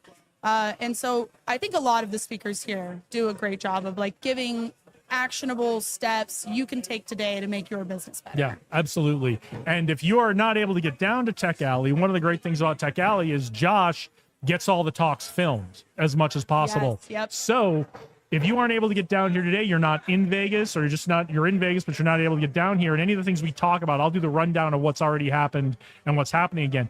If you want to see these talks, but you can't get down here today, you can go to the Tech Alley YouTube channel, and they won't be up today. I can promise you that. Yeah. But they will be up in the next few weeks, and you can go back probably pretty close to 1.5 or 2 years, and almost all the talks are on there. Yeah, or you can go to techalley.org, and they're embedded right there on the homepage. Okay, great. I didn't know they were on the website, but yeah, techalley.org, Tech Alley YouTube channel. That's the great thing, is you don't have to miss out on these talks if you can't make it down here. But we would love for you to come down here and see us. Yes, it's awesome. So they have the Las Vegas one and they have the Henderson one, and both are phenomenal. I go to both of them. Yep. Joshua is like the consultant for Henderson, but he does. I can't remember who runs the Henderson. Lorraine Yard runs Henderson. Yes. Wednesday nights are hard for me, so I don't get down to Henderson. But I will be with Haz Rushdie, co-hosting their video pre-show and their video post-show this Wednesday coming up. So I will be there this time. Yeah, they also put on some great stuff. It's a little bit different than how Vegas Tech Alley runs. Different vibes, still great. I don't have a favorite. Yeah. But if I did, be right here.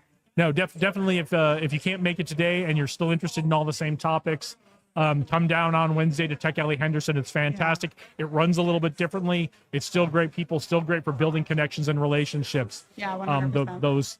Those things that are people meet each other, realize they're doing cool stuff, and start a business together. Yeah. That's what happens at Tech Alley. I've met great contacts from Tech Alley that have helped me grow my business, because I'm a first-time business owner.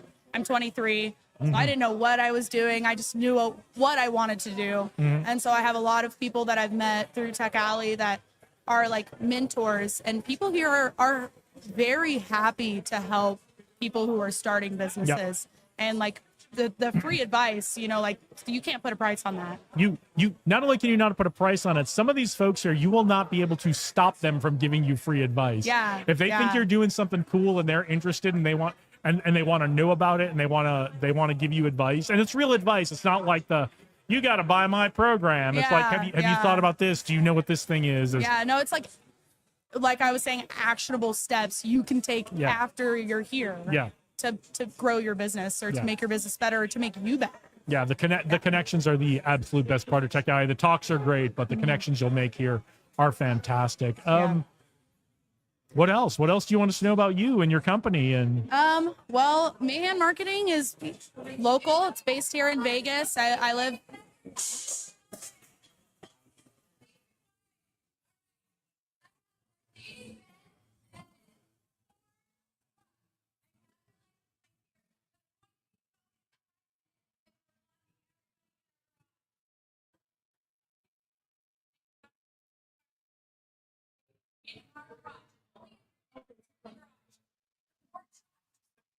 Go double check.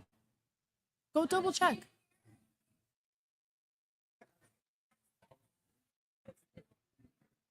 well, I can honestly say I think that's the first time that's ever happened here. Yeah. Well, we came in a Mercedes-Benz today, and I'm pretty sure we're not parked illegally because we live here, but we know where we're parking. But I just had to make sure. I was like, please go check. Yeah. I mean, if she had said orange Jeep, I would have just left you here to run the show and gone and checked. And you know what? I would have yapped. It was good. Yeah, you would have been fine. So anyway, you're a new business owner. We were talking about the connections at Tech Alley. We were getting to the what else do you want us to know about Paris? Well, I live here. I've got a family here. I have my wonderful boyfriend and his kids. And then I have my brother and his super cute nephews. My youngest nephew is actually why I moved moved back here. And I'm just happy to be here and help build a community here. That's part of the reason why I do the free marketing for Tech Alley. But Mayhan Marketing is always looking for new clients. You don't necessarily have to be a new business or a business who doesn't know what they're doing. I'm so good at LinkedIn and any kind of reels. I'm 23, so my age is my competitive advantage in marketing. I know what stops the scroll. Yep. So, all right, give us a little preview of if we're following Tech Alley on Instagram or following Tech Alley in other places. Give us a little preview of what we're going to see as you take this over and get things going. Yeah, so I've been running around like a chicken with my head cut off, taking photos today and little videos. So this week you'll definitely see a reel of kind of everything that's going on here. I've actually got to go get photos of him serving food. I think that'd be great. I think that'd be a really good one. Yeah. And then right now we actually have a voting poll up. Okay. So we're trying to revamp the logo, because we've kind of talked about how it maybe isn't what we want to represent, like how we want the brand represented. Fair conversation. Yeah, so there's 4 different like little logos up right now that you can vote on. And so you'll see that. I'm going to post a story about it later too. And yeah, you'll see about this event and about upcoming events, and the calendar on techalley.org is always changing. Yep. Not only is it Tech Alley events, but it's free events that are either virtual or in Vegas. So absolutely check it out. All right, so techalley.org, go check that out. That's great. More changes and under construction and more to follow. Where else should the audience be following Tech Alley? Because I'm following Tech Alley on Instagram. Where else which is, I believe it's just Tech Alley at Tech Alley. Tech Alley Tech Alley Events. Yeah. Tech Alley Events on Instagram. Where else on other platforms should we be following Tech Alley? Facebook, it's also Tech Alley. And that's really all they have right now. Okay. Yeah. So Are we gonna get a expand. TikTok? Yeah, we'll expand eventually, but right now I'm trying to nail down our audiences for Facebook and Instagram. Okay. Because it's definitely TikTok is the younger audience, and it's really good for like restaurants. I think I'm gonna create Tech Alley a LinkedIn though. Tech Alley. I didn't know it wasn't. It absolutely should be on LinkedIn. Yeah, I agree. I think LinkedIn will be the next move. I think TikTok's a little bit further out because it's just like I don't think we're quite at the audience for TikTok yet.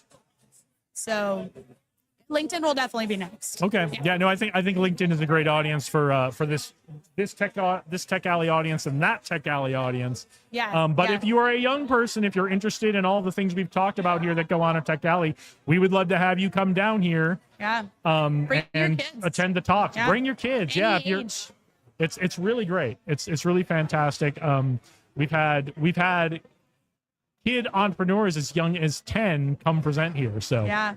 So it's And I know the people want free food, and there's always an amazing lunch. Like Yep. right now, we have chicken katsu, yakisoba noodles, some kind of like chicken wings yeah, right now. there's always lunch is always fantastic. Come on Phenomenal. down, get in the lunch line. Just make sure you register. That's the one rule. You've got to scan that QR code and register Yes. if you want to come down and get free lunch. Yes. And we would really like it, even if you're not going to eat free lunch, scan and register so we know you're here. Right. Even if you get here and you're like, oh, I forgot to register, there's a bunch of QR codes you can scan when you get here to register. Okay. So the website, Instagram for sure, Tech Alley Events on Instagram. Yes. Look out for it coming up on LinkedIn. It's out on Facebook.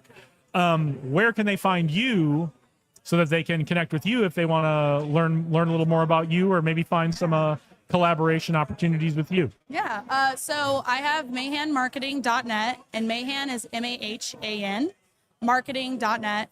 My website's definitely the best place to get in contact with me.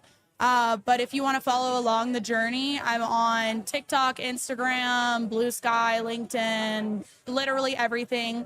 And that's going to be Mayhan Marketing LLC. If you look me up on LinkedIn, right now it's just my personal page. So it's going to be Paris Mayhan, MAHAN. And unfortunately, I have like 3 because I've gotten locked out of 2. So if you just look for the one with the most recent post, that'll be me. Yeah, and as you build your business and your prestige, LinkedIn will be willing to help you get those merged back together again. Yeah. So you just gotta have a little juice and be like, when you call or email, be like, hey, can you help me out with this? And Yeah. Well, so they don't have a number you can call. no, there's no number to call. Yeah, I got locked out of. So I used to work for an IT company. I talked about that, right? Mm-hmm. And I had a marketing director LinkedIn page for them, and I got locked out of it. And I went to go send in a support ticket, and they don't allow you to send in a support ticket unless you can log in. Yep. But I was locked out, so I found a link where you can send a support ticket without logging in, but they never responded. I sent like maybe 4 in a 2-month span, Yep. and just never got anything back. So I just made a new one. All right, do better, LinkedIn. Do better, LinkedIn. I shouldn't say that because support number. LinkedIn is where I make a lot of my connections. So They need a support number. everybody, honestly, I understand you're trying to cut costs. Everybody needs a support number. If I could solve it on my own through your automated help or your AI help or Yeah. I'm not going to name any names here, but I have one company I'm having a real hard time with. Guys, if I could solve it through your AI help chat, I would. It's not that I don't want to, it's that it's not helpful. So there's got to be an alternative. I think Joshua Levitt might be free and kind of looking to hop on. I would love to have Josh hop on if he's ready. I'm gonna let him hop Anything on. you want to leave us with before you go? Mayhan Marketing, MAHAN, marketing.net, and then Mayhan Marketing LLC on pretty much any platform. All right. Well, thank you for joining us Thank today, you Paris. so much. It was nice yes, to meet you. this is awesome. Like sliding out of this seat. All right. Yeah, if Josh wants to jump on, have him jump on.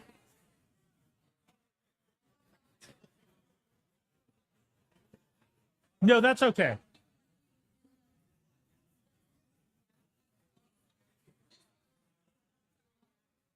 We kind of put that there as a little screen. I didn't think anyone would sit there, but that's actually okay.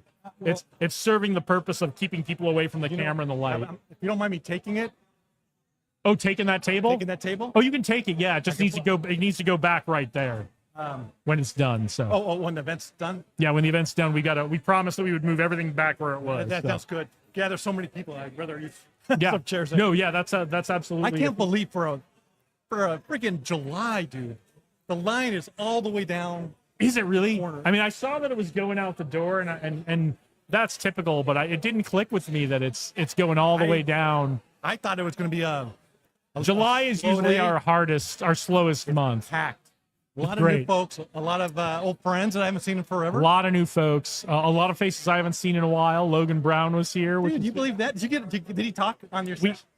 Dave was doing an interview with somebody. He wanted to get that on there, so I went and chatted with Logan. Yeah. We probably chatted for a good 15 or 20 minutes, and then he and his partner had to go. That was So, a treat, man. It was great. It was great to see Logan. I'm excited to catch up with him more about the startup he's working for and some of the other ventures he's got planned. Man, he's humble, and I mean Yeah. it when I was announcing him and so on and telling people that, he was one of the people that helped kick this entire ecosystem. I mean, two organizations. Tech Alley, Logan was the one who told me I had to get down here and start seeing this 5 it? years ago. So he was the guy he was really the guy that was keeping the glue together. I mean, you had Tech Alley coming in, which I took a lot of influence and advice from Jeff Sailing, and Logan, and then you got other groups that sort of was coming in at the time. And he kind of was the guy that was keeping everybody sort of. I don't think he was intentionally doing it. He was just Startup NV's the godfather of the organizations. Logan is one of those guys when he's enthusiastic about something. And this is what I'm always talking about with why Tech Alley is so great and the people here are so great. He's one of those guys who's like, somebody's doing a really cool thing and you should know about it. You should see it, right? And he just is always, anytime he sees something that's cool, making sure everybody knows about it. You know what? Now that you say that, I've been sort of kicking myself and going, I used to go to a lot of events. I don't go to a lot anymore, right? I don't go to a lot anymore. I've got other things going on. I try to go when I can.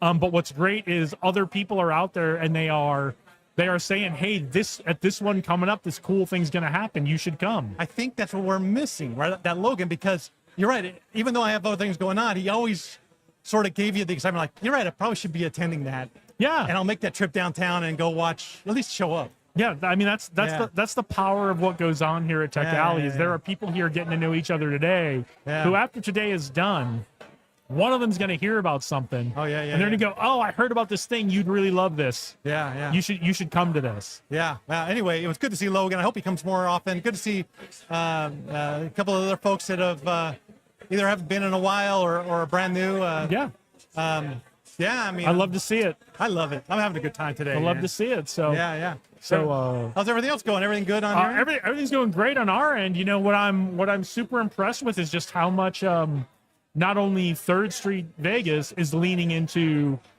like providing support for this event and sponsorship for this event, and they're doing an amazing job. But one of the things we're seeing here, which you guys can't see on camera, but we've got a lot of people who are like have booths that are showing off their businesses. And we're starting to get that kind of expo feel to part of this that you've wanted to bring in for a while. Yeah. We have the TVs going. Did you see those? I saw that you got the TV monitors going. I've been telling everybody. Yeah. I've been reading off the schedule when I get a chance. I'm like, it might be Theater 7, it might be Theater 8, but check the monitors when you get here because we got those running now. So yeah, and so we're better promoting the speakers. And I've been saying forever, if you have a startup and you have a banner, bring it over here and put it in the hallway. Yeah, I love it. I think we need to really promote the startups here. And the companies that are here. I love it. I would love to see like before we start announcements, like a banner parade that just goes like through the announcements area and everybody just kind of holds up their banner and walks through. A tribute. Yeah, that'd be awesome, man. That'd be a lot of fun. So anyway, good event. Excited about it. I mean, for a July, record breaking. This is I mean, we've seen it busy, but this is as busy as I've seen it in a while here. Yeah. I was telling Chris from Taverna, the chef Chris, I go, probably going to be a light, maybe 100 people. And then when I was just going to meander over to see the line, I was like, oh my God, it's probably 200 people. It's great. Anyway. It's great. Yeah. Do you know what's really cool about Third Street too is they have a Shakespeare festival going on and another event upstairs. And even though Tech Alley is doing its own thing, we have the second floor. It's having other groups sort of quasi learn now that Tech Alley is something. Yeah, I mean, I think it's fantastic. I knew there was something else going on. It didn't click with me. There was a Shakespeare's festival because of my involvement in film. I'm also sometimes involved in stuff here at this location because it's a film event going on. Yeah, but it's fantastic that these things are going on at the same time. And we're getting that cross-pollination of when people come to attend Tech Alley, they find out about a Shakespeare Film Festival. That's it. Or when people come for a Shakespeare Film Festival or some other event, they find out about Tech Alley. Like, I was here the night before Tech Alley last month. The Desert Waves Film Festival was here. And so I was talking to a couple people and I'm saying, yeah, I'm turning around in less than 12 hours and coming back down here to do a live stream. And they were like, oh, what's that about? And some of those folks came to Tech Alley the next day. Yeah. Good to hear, man. So we got to get more people aware of it. Even though I hear how great and the people that do know about Tech Alley, I also hear a good number of people that says I've never heard of it, and they're in the tech and the startup space. Yeah. So word of mouth is obviously the best. But well, you've got Paris helping you out now. Oh, she's amazing with the website, and she's going to get some of the social media kicking on this a little bit. So and that's a huge boost. And especially she started her company as well, but having that subject matter expert that can provide the insights. I always say business isn't intuitive. Everything isn't intuitive. You think you're doing it right, but you realize, oh no. Yeah, well, I mean, old guys like us don't necessarily know what's going to, stop a 25-year-old from scrolling through and looking at what our content is. So. That's right. So it's good that she's on board helping us out. She's doing, I think, the logo for Tech Alley. Yeah, I guess there's a contest. So there's a poll somewhere on Instagram. Get out there and look at the options and vote for the new Tech Alley logo. That's super fun. I think that's. I mean, cool. I do love the classic. I love the simple classic, but we'll let Paris do her thing and figure out what's coming up. So. Yeah. So anyway, it's good to see everybody. I'm glad you're here. Hopefully you're getting some good content. And if there, just as a reminder to everybody on the show, we record all of the sessions. So if you go to the YouTube channel for Tech Alley, and you couldn't make it, or you couldn't make a session or whatever, you can always catch it. I always like to watch the sessions. I learned that Matt one from last month in Vegas AI was amazing. Yeah, it's, we've mentioned that a couple times today. I try to mention that as many times as possible. Is if you can't be here with us, and we would love to have you come down and join us if you're in Las Vegas today. And I'll go through what's coming up. I'll go through what we've done and what's coming up, so you can know if you want to come down today or come back next month. I always say it. If you're interested in any of these things, this is the place you've got to be. Get down here today. Come see these talks. But if you can't, for whatever reason, or you are not in Las Vegas today, you can see all the talks. They won't be up today. I can promise you that. But they will be up in the next few weeks. This month's talks will be up. And I think going back a year and a half or almost 2 years. I thought 3 years. Well, however long it is. 4 years maybe. You can go back and watch all the Who's Got My Money talks. You can go back and watch all the demo time talks. You can go back and see all the stuff that's been happening. So, and if you are not a Las Vegas local and you're watching this and this is sounding interesting to you at all and you are coming to Las Vegas, I will make my pitch now. Plan your trip so you can be here for the third Saturday of the month. Right. Come down here and join us at 3rd Street Vegas. One of the things Josh has worked very hard to do is make sure it's completely free to attend Tech Alley. You guys can't see it, but I can see plenty of free street parking on the side streets here. So you don't have to worry about, in downtown Las Vegas, there's a lot of places you have to pay to park. This is not one of them right now. We'll kind of keep it that way for forever. And not only you got Vegas, you got Henderson every last Wednesday of the month. I will be there this Wednesday as well. I'm hosting the pre-show and the post-show with Haas. So. Yeah. And then, we're trying to partner with a lot of people. You got Kurt's Forge group. And, we're talking to Alignable right over here as well. And, you're going to start seeing Tech Alley's name attached to a lot of things out there. Yeah. So if you're liking what you're seeing on this live stream, come on down and join us. And if you're liking what you see from Tech Alley in general, spread the word. Get on that Instagram, Tech Alley events, like and comment and share on that so we can spread that around. Go check out that website, techalley.org. Let's get the traffic up on that. Check the calendar. They're always updating the calendar on that. I love it. Thanks for joining us. It's always a pleasure to have you on here. Is there anything else you want to make sure everybody knows about? Do you have any scoops coming up for us for what's coming up in Tech Alley the next couple months? I don't have any scoops other than this looks like here in Vegas we're getting ready for the monsoon season. Hey, we're in monsoon season. It's going to be 98 here today, and I'm here for it because a week ago it was 110. Yeah. So a week and a half ago it was 110. And if we get, I grew up back east, so I know what real humidity is like. If we get 98 and 25% humidity today, I am here for it. So, All right, awesome. So Good to see everybody. all Good right, to see thanks, you, man. Josh. Thank you.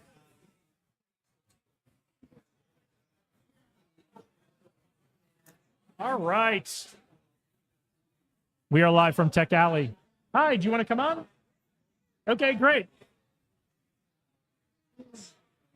I think they might move that table, ma'am. So just keep an eye on your, maybe not. I don't know. Josh was talking about maybe moving that. So just keep an eye on your food so you don't lose it. Oh, don't worry, So- I'll chase my food. Okay. Well, if she gets up and runs away, it's because that table got moved with her lunch on it. So. And my food went away, and that macaroni salad looks really, really good. I know. I can see it from here. So I've had it before. It's fantastic. All right. Tell us who you are and what you've got going on. I'm Star Powell. I'm with K-Shop Radio, and there goes my meal. That's mine. Okay, thank you. See, they're stealing my food already. I told you. Haven't even got a bite yet. I told you. I am Star Powell. I'm with KSHP Radio. We're at 1400 AM and 107.1 FM. We've been on the air in Las Vegas since 1954. Okay. We were one of the first 4 radio stations that came on the air in Las Vegas. So we've been here a long time. We've recently added the FM, and we've got new buyers, new owners, and that was as of December the 1st this past year. We're going to bring it back to its glory. It was back in 54. It was the Okay. #1 station here. What are we gonna hear when we tune in to We have talk shows. SHP? Okay.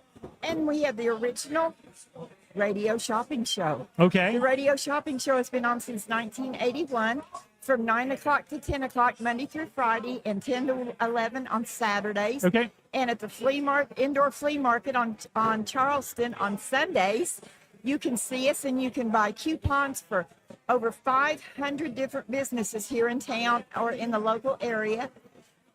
Hotels, concerts, food, everything at 50, 60, and 70, even 80% off on some items. We have manicures, pedicures, we have hairstylists, we have concerts running out the yin yang. You just would not believe what all we've got available. We've got great coupons for different restaurants, ice cream parlors, a little bit of everything, and all the museums in town. All right. So we're trying to let everybody know what we're doing. And for our group here today, we have offered them 15 minutes of free airtime for anyone who's an entrepreneur, who has an interest in advancing their business, finding investors for their business, or finding those that need the services that they have to offer. So they have a 15-minute free interview. All they need to do is contact me. Okay. Again, my name is Star Powell, and it's 702-910-6311. Now, are you recording? Are you doing those live? Are you recording those here today? How are these interviews They working? can call me and come into the studio Mondays and Tuesdays and Fridays. We can do them live from 10 to 11 o'clock in the morning. Or if they want to call me, we can do a Zoom or a Teams. We can record them after hours. They will air on Sunday afternoons if they do the recordings. Okay. So All right. we want to invite everybody to join the shopping club. It's free, and we'd love to have our listeners. We're a talk show the rest of the time, and if you've got something that you want to talk about an hour a week for 13 weeks, call me. All right. Well, it sounds like you need to go check out KSHP and hear all that. Not now. Keep watching my show. Keep watching this show right Not now. When this is done in a couple of hours, When you get in your car. switch over to if you're getting in your car, don't watch this. But click on over to KSHP. It's 1400 AM. 1400 on the AM dial, And 107.1 on the FM dial. I'm old enough to remember what AM radio is. So I'm old enough that most of the people that I sell advertising to, parents were not even born when I started radio. I've I been in believe radio that. 55 years. I believe that. and I love it. It's what I do every I day. believe I get that. up every day for a new group of people and a new What challenge. what is your position at the station? Are you the I'm GM or I'm you? No, our GM is Mark Hayes. He's been there with us about 12 or 14 years. I am the marketing director. Okay, great. So, love to have you no matter what, whether you just want to listen or whether you'd like to advertise. Yeah, so for sure, get that punched into your radio. Yes. Whether you have one of the old ones where you have to like pull the button out and push, And it, in, push it in. or you've got a fancy modern digital one. Yes. Like tell it to get to KSHP, And you can hear us all the way to Kingman. and then all the way to Kingman. Yes. Yeah, AM. There you go. So Yes. that's great. Yeah, because there's a lot of dead spots between Boulder City and Kingman. So There's a few dead spots that we have, but Yeah. we're overcoming those. No, it's great. We've already raised the power twice since nice. December. What power? This is only like a me nerd thing, but what power are you at now? I don't know. Oh, okay, that's all right. I'll look it up. The guys are making changes every day. That's fantastic. So- Okay, so tune in and listen, but also if you are an entrepreneur, a business owner, I assume if you have some kind of event or something that you want to promote, get in touch with Star. Right. We're going to have her tell you one more time how to do that. Get in touch with Star and get your 15-minute block where you can come in and talk. So when I went to get my Nevada phone, they said make sure you get a 702 area code. Yep. And then get something that's easy to remember. Yep. Well, it's easy for me because the very first radio station I started working at in 1971 was 910 a.m. Mm-hmm. So I'm 702 910, and my address when I moved here from Albuquerque was 6311. Mm-hmm. So it's easy for me to remember. 702 910 6311. I'll tell you what, I'm probably never going to forget it after you explained it that way. So Thanks a lot for taking time with my us. pleasure. We love having everybody. We want to talk to as many people as we can today. Yes. Is there anything else you want to leave us with before we let you go to eat that delicious lunch? God bless and have a great day. All right. Thank you, Star. Thank you. Both of my shoes are. That's okay. We these chairs are a little tall, so all right. Thank you, Star. All right. Oh, we are in a fantastic time here live from Tech Alley on the third Saturday of the month here at downtown Tech Alley. I am looking. I'm not seeing anybody who wants to join us yet, so I'm going to try to give you the rundown. Oh, Mike Wilson, get your butt over here. I gotta take an opportunity to Mike Wilson when I can get it, because I know Mike Wilson is getting ready to go give his talk in about half an hour, and if I don't get Mike Wilson down, I may never get him again till next month or the month after. So You were real close. I saw So- you pulled me in the tractor beam. You I got did. me. I got to get Mike Wilson when I can. There's a couple people I got to get. Like we just had Josh on. Oh, good. There's a couple people I got to get you when I can get you, because I know you're either going to go off and do a talk, or you're going to get pulled into some very, very important conversation where it's an opportunity for you and the organizations you represent, or you are helping someone else find an opportunity and expand what they're doing, which is really the important thing and why we're all here today at Tech Alley. So I'm really glad you brought that up. Thank you, Jason Leduc. Jason Leduc, Leduc Leadership. My goodness, you got to go check out his Instagram, because the Please, clips yeah. on there are so valuable, and the YouTube as well. Follow the YouTube links. I'm so grateful to be on your podcast. I'm so happy that you do this every week, every month. And Tech Alley, third Saturday every single month. Third Saturday, almost 5 years, I think, or we did just celebrate 5. we did 5 incredible. in April. And today, I don't even think I mentioned it online yet. I mentioned it at the announcements. Today is 2 years of live from Tech Alley. Holy smoke! 2 years we've been doing this live stream. You know, there's something to be said for consistency, and it really shows. And you can see it here in the community. A lot of good people, and a lot of good people sticking around, and a lot of new people. I see the new people are coming around. So there's so much to do. We've got an incredible presentation set up in Theater 1 with about 5 different speakers. 2 of them are AI, 2 of them are crypto. We're talking about self-custody. We're talking about DeFi, and we're talking about Stand with Crypto, because really right now is our moment to make the Clarity Act happen. If it doesn't happen the next few weeks, then it'll probably be pushed to the next legislative session, because they've got a lot to do there at the House and the Senate. Yeah, So. and I want to dig into. I have a bunch of questions for you, because we haven't gotten to talk much, and I do want to get into, before I let you get out of here, the Clarity Act, what Stand with Crypto, what it is, what Stand with Crypto is doing with it. But before we get into all of that, the Orange Rabbit is back. Oh man. Is it Max the Orange Rabbit? Max, yeah. Max the Orange Rabbit is back. The scavenger hunt is back.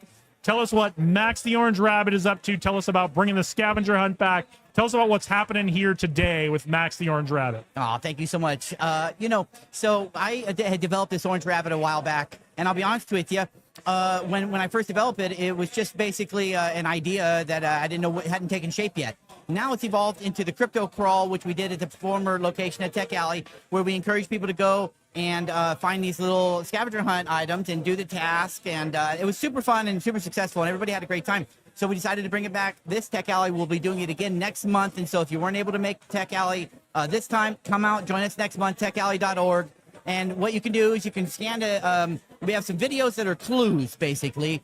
And then those clues will take you to the artifacts that are scattered around, usually at the different meetups. And you just tap your phone on the artifact, and it'll bring you up something neat, a little prize or a reward. Yep. And even if you can't make it down here today, tell them where they can see those videos, because they are fantastic. They are high quality videos. They are entertaining all by themselves, and I cannot wait to see the animated show or animated movie that Max the Rabbit's going to be in after I saw those videos today. I thank you so much for saying that. James T. Roop did such a wonderful job. He had a computer. He's able to do it on his own computer. So it didn't cost him a penny to make those videos, but those videos are, would have cost a ton of money, I think, to create. I'll tell you what, I'm producing films now, and I'm into it. Let's get Max something going, and let's take this somewhere. I couldn't agree more. I think he's such a fun mascot for everyone too, which is kind of neat. It's so it's a good time. We're having a good time here at Tech Alley, and we're bringing new technology. This is really cutting edge technology. We have 3D printed items and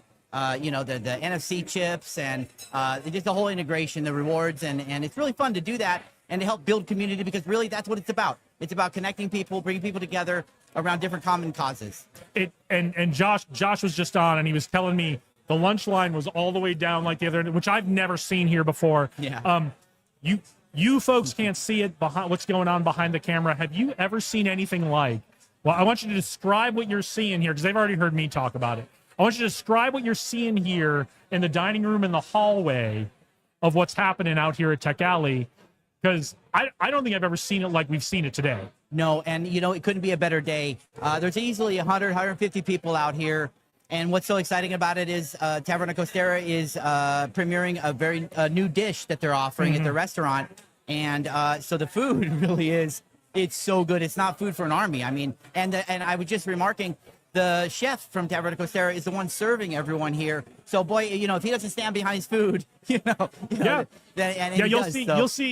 see Chef Chris, like occasionally someone goes, he's wearing a hat, dark hair, goes and walks behind us and smokes. That's Chef Chris. That's great. So, well, the guy knows what he's doing when it comes to food. Yeah, he knows what he's doing when it comes to food. But even like just the expo side of this and the booths and there's people that got tables and booths set up in the hallway now. And so I'll tell you a quick story just happened. So I guess I wasn't clear enough when I said it was at Third Street Theater. So I had one of my speakers come in, and he looked, and his eyes just wide, and he said, "Oh my God, I didn't know I had a whole movie screen to work with." Yeah. So I mean, that's what you're doing here. It is so entertaining to watch these talks. Tim May had a great talk this morning. I'm gonna need to go back and watch Tim's talk on the video when it comes out, because I did want to see that, and Tim May is great. Yeah, I love it. And of course, James T. Roop had some great talks about self-custody. All this is available on YouTube, and we're going to be streaming. You're going to be streaming on the same channel. Is that right?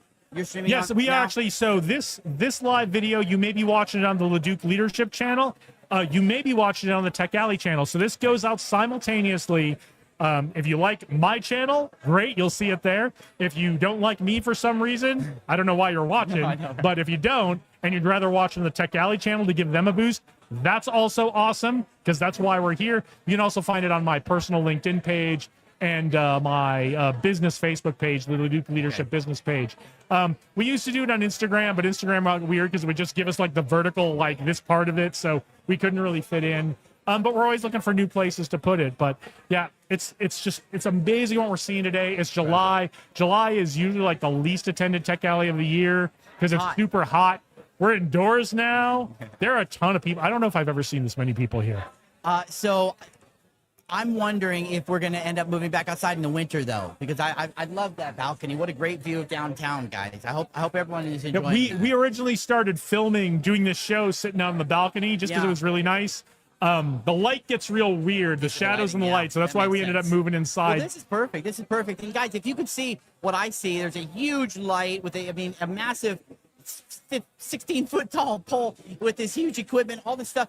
Jane, you actually lug all this back and forth to get this set up. We've got it down to a science. 2 years. We've got. Well, we started out. We had a much bigger footprint. We had multiple cameras. We were using like panel lights. So as I've learned what works and what doesn't work over time, we've actually stripped the setup down to kind of the bare minimum. And it's a couple of quick trips up the stairs or up the elevator with the cases. And then it's a lot of moving tables around and getting stuff set up. But it looks like a lot of stuff. It packs up all into the back of my Jeep. So well, we're grateful that you do that, and I'd love to help you pack up when you're done. So last time I was on, I only had a few minutes, so thank you for spending a little extra time with me today. But we talked about making a nice clip. So let's see if we can't get a good clip in. Okay. And so I'll wrap with this. Well, but before you want to wrap, yes. If I got you for a couple more minutes, the Clarity. I want to get serious. The Clarity Act. What is it? Why do we need to be paying attention to it? Let's start with that. Let's start with Nevadans. Nevadans want the Clarity Act passed. We have almost 40,000 advocates that are all saying the same thing. And what we're asking is for each and every one of you watching and everyone out there is to reach out to your senator and let them know. If you're not in Nevada, fine, reach out to your senator in your state. But here in Nevada, we want our representatives to know that crypto matters and we want to keep innovation in America. So I'll briefly tell you about the Clarity Act.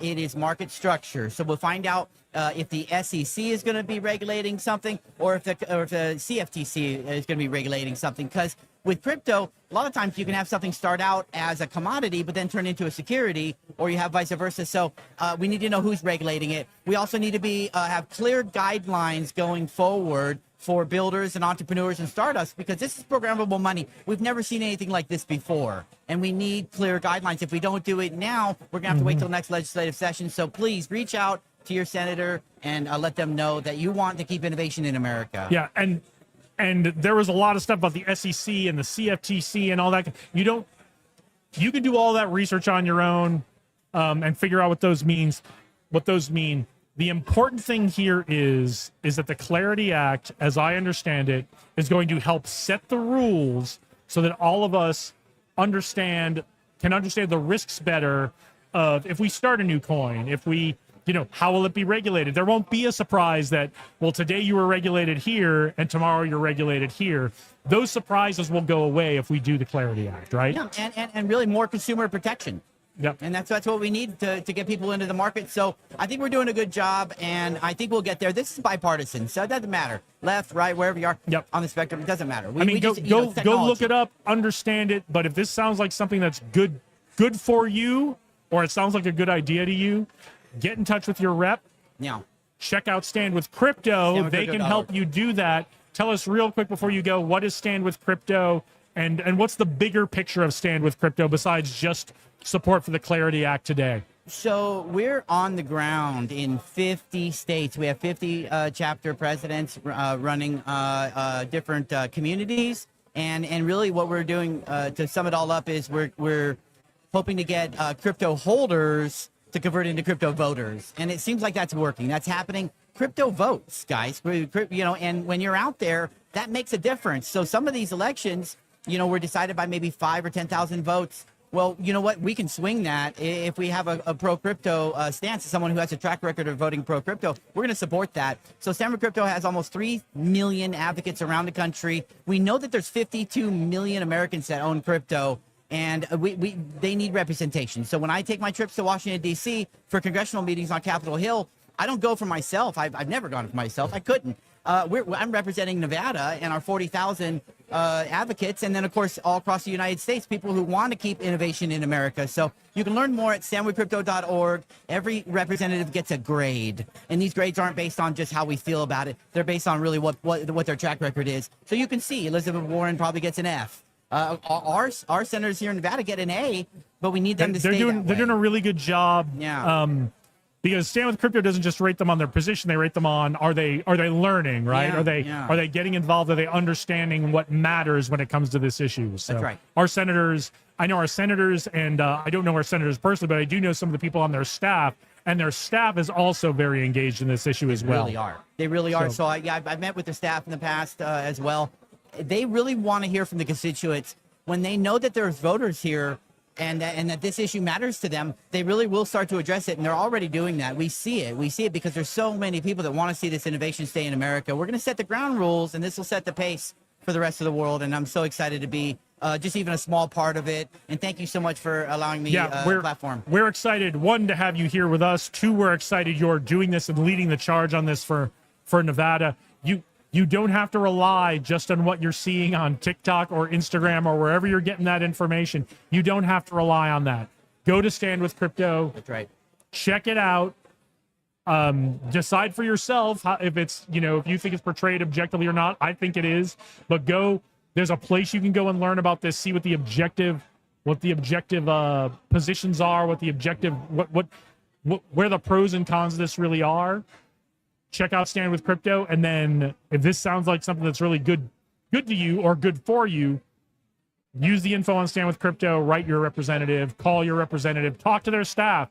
Your representative or your senator probably doesn't have time to talk to you. Their staff does, and they will make the time for you. So yeah, absolutely. And they really want to talk to you, by the way. I mean, yeah, they really do. I mean, I can only speak for in Nevada, but the staff really does want to hear from you. So yeah, just remember, like if you go say, hey, I want to talk to someone on the staff about this, you're going to get to talk to someone. If you say you want to talk to the senator about it, it might take you a while.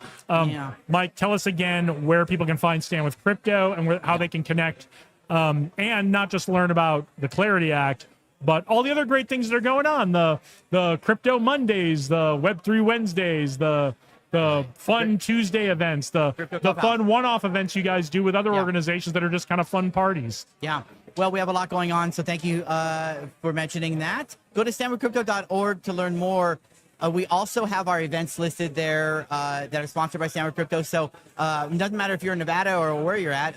Go to standwithcrypto.org, click on events, and there'll be a whole long list of different events that we're doing. And then you can go to meetup.com, look up Vegas Crypto Group on meetup.com. We have our group there where we have our Mondays and our Wednesdays and our Tuesdays and all the they're all over the place, and they're the regular ones, but there are also some really fun one-offs that just kind of come about, and they're very social, fun events. So well, we like to keep it casual, no frills, come as you are for most of them. It's really important. In fact, recently we just did a tie-dye, so the whole group we did about 15, 20 different tie-dye shirts. They turned out amazing. It was so much fun. We have bingo night. We do trivia. Yeah. Sometimes we do karaoke. So, it may sound like a tech meetup, but it's a really good time. You don't have to know anything about crypto. You don't have to know anything about tech. You don't even have to want to know about those things. Just come and have a good time. And you'll learn. You'll learn either way, and it's a good time. So thank you so much, Mr. Ledoux. Thank you for joining us and catching us up, because I've wanted to have this catch up for a couple of months now, especially on the Clarity Act. Tell Max the Orange Rabbit I said hi, and let's go make a movie. So follow the Orange Rabbit and go to standwithcrypto.org, and let's keep innovation in America. The rabbit will be a big part of it, and I can't wait to talk to you more about that. Thank you. Sounds great. We will see you. Whew. Oh yeah. All right. Mike's gonna bring us a guest. Hey Chef, how are you? Good. Hey, how you been? Yeah, do you want to jump up? We actually, your clips from last month have been running this week as part of the Monday show. So yeah, how are things at Neobank? Very good, thanks. So yeah, what's new? I've got big news. So I thought I'd jump on, and I'm just checking your audio levels over your shoulder. Good. So I'm launching. I built Brock. Yep. Right. So we talked about that last time. The which has an acronym. Bankers Revolutionary Operational Keiretsu, but it's your super robo genius banker, and it's live now. So okay, yeah. When a month ago it's coming. Stay tuned. Now it's live. Yeah, it's early, so people can get a sneak peek at it right now. Okay. It's going to be there's a big splashy event on Friday, July 24th. Okay. At the International Business Center. Okay. Downtown Las Vegas, 4th Street. Startup Nevada. Downtown Las Vegas, 4th Street. And so I'll be giving away free Spock So it's a digital asset, but it's totally fungible, convertible into anything. Hopefully people use it to talk to Brock, because Brock burns tokens. Okay. And Brock can already it can tell you your biological age, because I'm a biohacker as well as a banker. And I think that we want to be, it doesn't matter how wealthy we are if we're not healthy. So to me, health and wealth go together. And so kind of novel to put the two together. But with Brock, so it's mainly financial.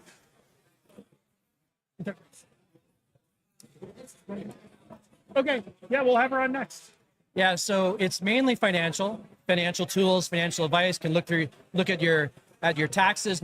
It's a personal digital assistant though, so not investment advice, not tax advice, not legal advice, but also very important. Anything you hear that we talk about, not investment advice, not legal advice, we don't give advice here. That's right. Yeah, and neither do I.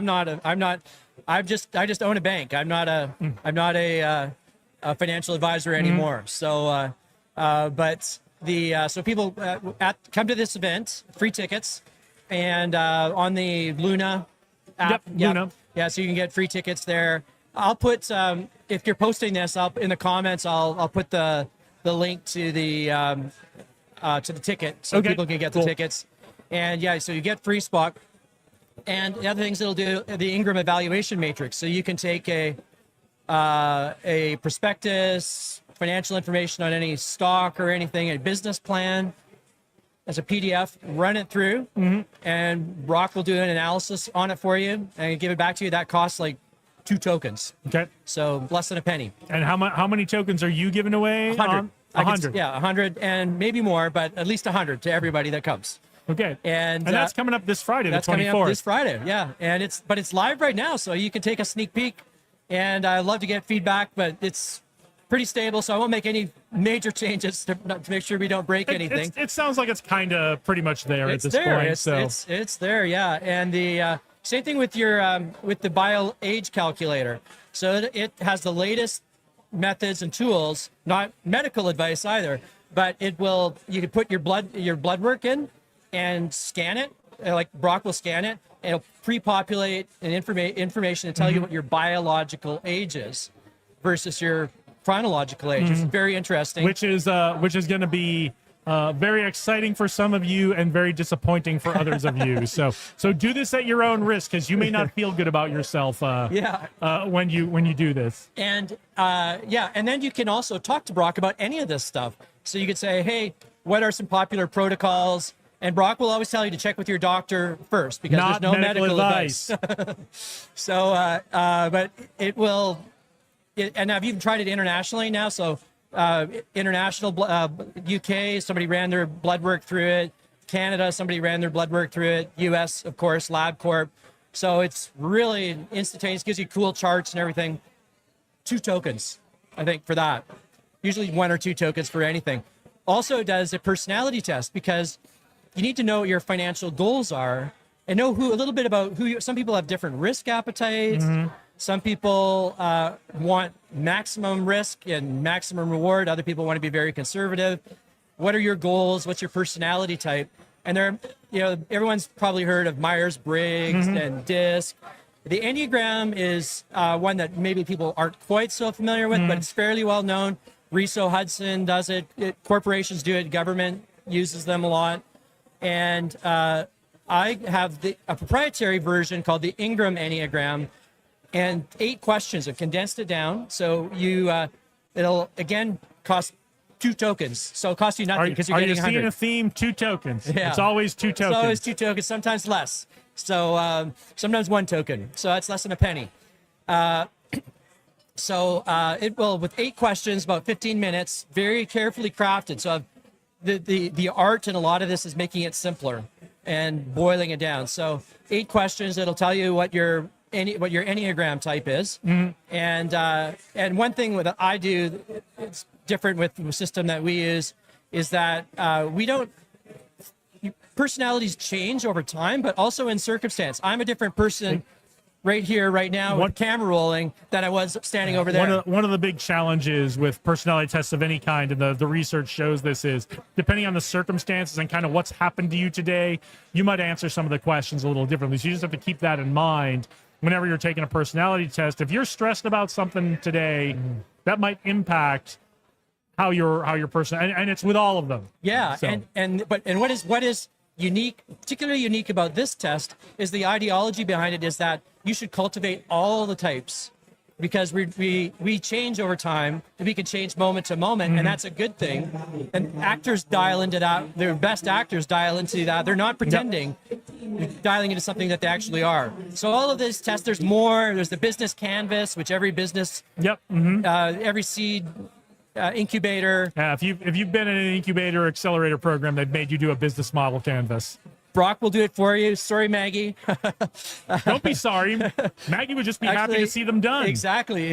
And it has they'll learn as they do it. So it runs you through the questions, the 15 questions, and explains. So maybe you don't know what that means, right? And so rather than going into the startup meeting, into the incubator, not being prepared, you will be educated and be able to ask even better questions. Same thing with legal agreements, things like that. I was just talking to a lawyer over here. That's the way to use AI, not to try to do the lawyer's work for them, but to obviate dumb questions.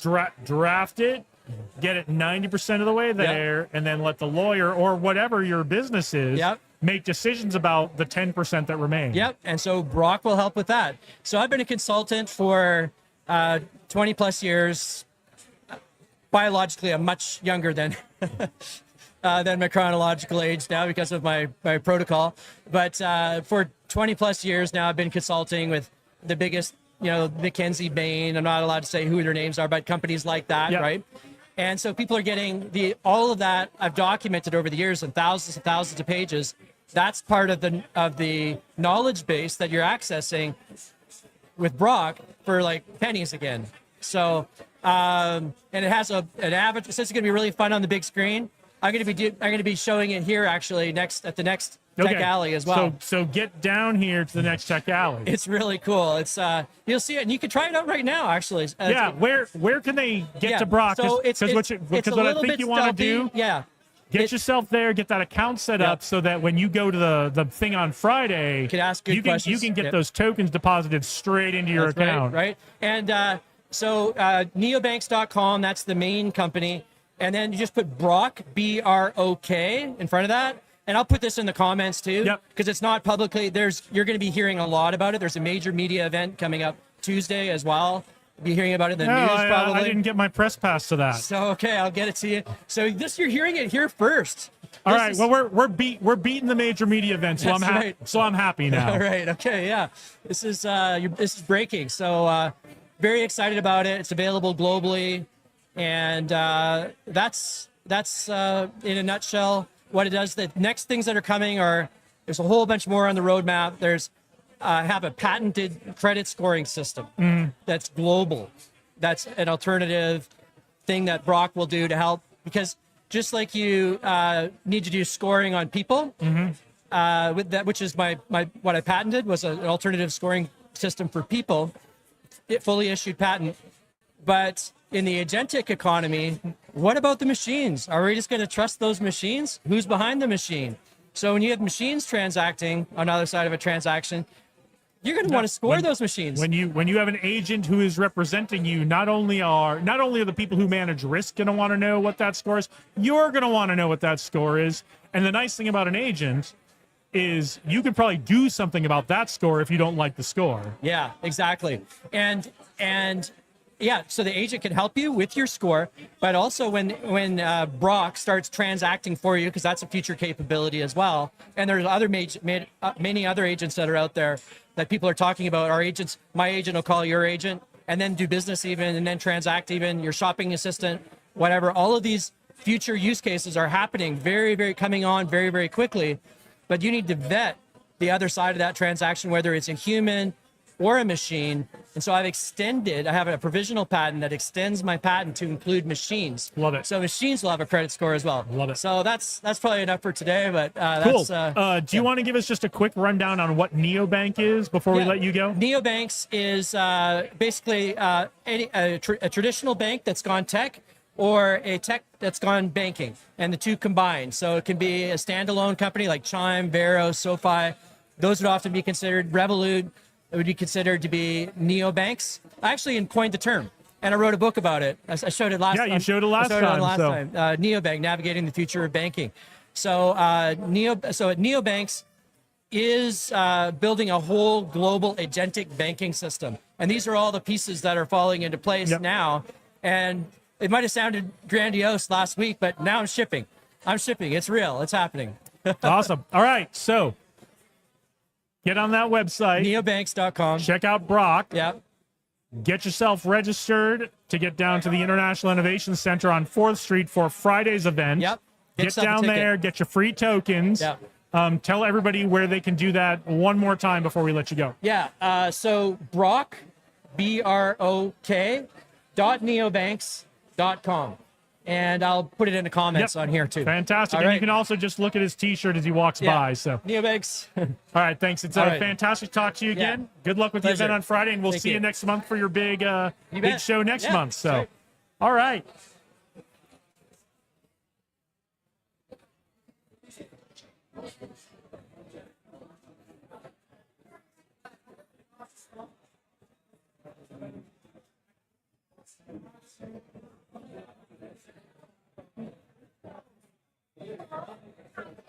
Hi. What was your name? You were? Yeah. Have a seat. Okay, great. What's your name? Jason. Yep. Go ahead and sit right here. Get your face real close to this microphone, about a fist away.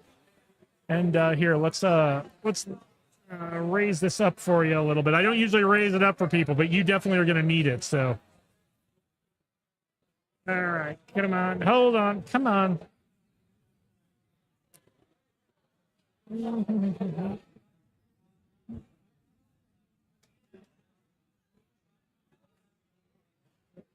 All right, I tell you what, that's not going to happen. So just try to speak loud into that microphone. So, All righty. Muir, Yes. tell us what you got going on.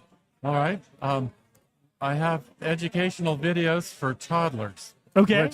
Which sounds a little crazy. It's ages 6 months to 2 years, and it's videos that will teach them reading and math. Okay. Which I think is they're- great because kids are always demanding to see that screen, even the little ones, like at 6 months. So you may as well put something on there they're going to learn from. Yeah, well, I feel a little bad about putting something more on a screen for children, but it's really only 1 minute per day. It's 2 lessons per day. So there's a program that goes along with it. Yeah, it's half a minute per lesson, and Okay. two per day, and it just shows words while the word is pronounced, and then to teach math, it's dots. The numbers are in the form of dots. So Okay. the number 20 is displayed as 20 dots. Okay. So you don't have to teach the complexities of the number symbols we use and how they, when you count from 9 to 10, something weird happens with the symbols. If you have 9 dots and then 10 dots, nothing weird happens there. It's just one more dot. Yeah, what I think is great about that is the way we teach math in this country is we kind of jump right to the symbols and we don't talk about what they mean. And then, like, I'm an engineer, so I've been doing math my whole life, like college math, graduate school math. It's not till you get to like those upper levels of math where they start to talk to you about what numbers really mean again, right? That this symbol is about an actual number of things, about a value of something. And so what you're doing is kind of the way we should be teaching math is we're not talking about a symbol that's a 4. We're talking about 4 things. Exactly. Because that's what 4 means. 4 things, not some weird idea of 4 and 6 make 10. But when you take 4 things and you take 6 of the same things, now you have 10 of those things. Yeah, So you're exactly. actually doing math the way we probably should be teaching it. Yeah. And so these kids get an intuitive understanding of it. They just have a deep understanding hardwired into their brains. And also, we're teaching the basics, addition, subtraction, multiplication, division, by giving little equations. So we'll show 5 dots and then 20 dots and then 100. Say 5 times 20 equals 100. Right. Because we're talking about 100 things, not a line with 2 circles next to it. Exactly. Love it. I love it so much. How did you come up with this? How did you get started with this? I learned about it when my daughter was a baby 45 years ago. And this guy named Glenn Doman was in charge of a hospital full of brain-injured children. And he thought, well, to stimulate these kids' brains and help them heal, I'll teach them math and reading. And so that's what he did, what I just described. And he found that when they got older and learned to talk, they were just absolute math whizzes and amazing readers at age 2 or 2.5. And so he thought, well, these kids, some of these kids were missing half their brain. It had been surgically removed. And some others had just terrific injuries. So he thought, well, if these brain injured kids can become math whizzes and readers at age 2, 2.5, how about the healthy kids with the whole brain? So he wrote books, how to teach your baby math and how to teach your baby to read. And I read those books, and I did it on flashcards with my kids. It's on cardboard cards, because this was 45 years ago, of course. And my kids did fabulously well in school. My daughter had a California statewide test in 6th grade, where she got 99th percentile in math and 99th percentile in reading. So highest possible score in both subjects. My son entered academic decathlon in high school. And in the 2010 small school national finals, he got the highest score in the United States. So my kids both did fabulously well. So I'm just trying to share the success I had with my kids with other people, so, in the hope that other kids can have what my kids had. That's fantastic. Is it ready? Can people start using it now? Yes. Where does everybody find it? It's enthralla.com. Okay. Just like enthrall, only enthrall. Okay. And so what does it look like when you go get on enthralla.com, when you do it from a computer or a phone? What does it look like? What do you show the kids? Okay, well, the website is just a place where you can sign up to subscribe to the videos. Okay. And the videos, it's just a little quick video with just a reading lesson. It's 3 or 4 words in a row where the word is shown on the screen while it's pronounced.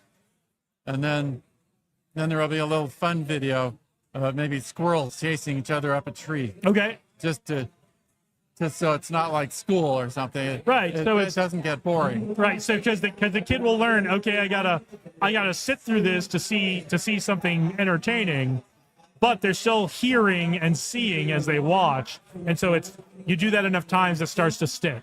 Yeah, and they should actually enjoy the lessons too, because they're quick. Kids enjoy learning things. So anyway, so there's one reading lesson and then a math lesson, which is just one simple equation, like what I mentioned earlier: 5 times 20 equals 100. And then they do 1 or 2 of these a day. Yes. So there's one lesson like that. It's 30 seconds long, and then we ask you to wait a while before showing another one, so that the kids don't get bored of it. Okay, cool. So there's another one every day. So there are a total of 2 new ones every day. Okay. And how many are in the program right now? How many videos have you created? Well, I have a year's worth of videos created.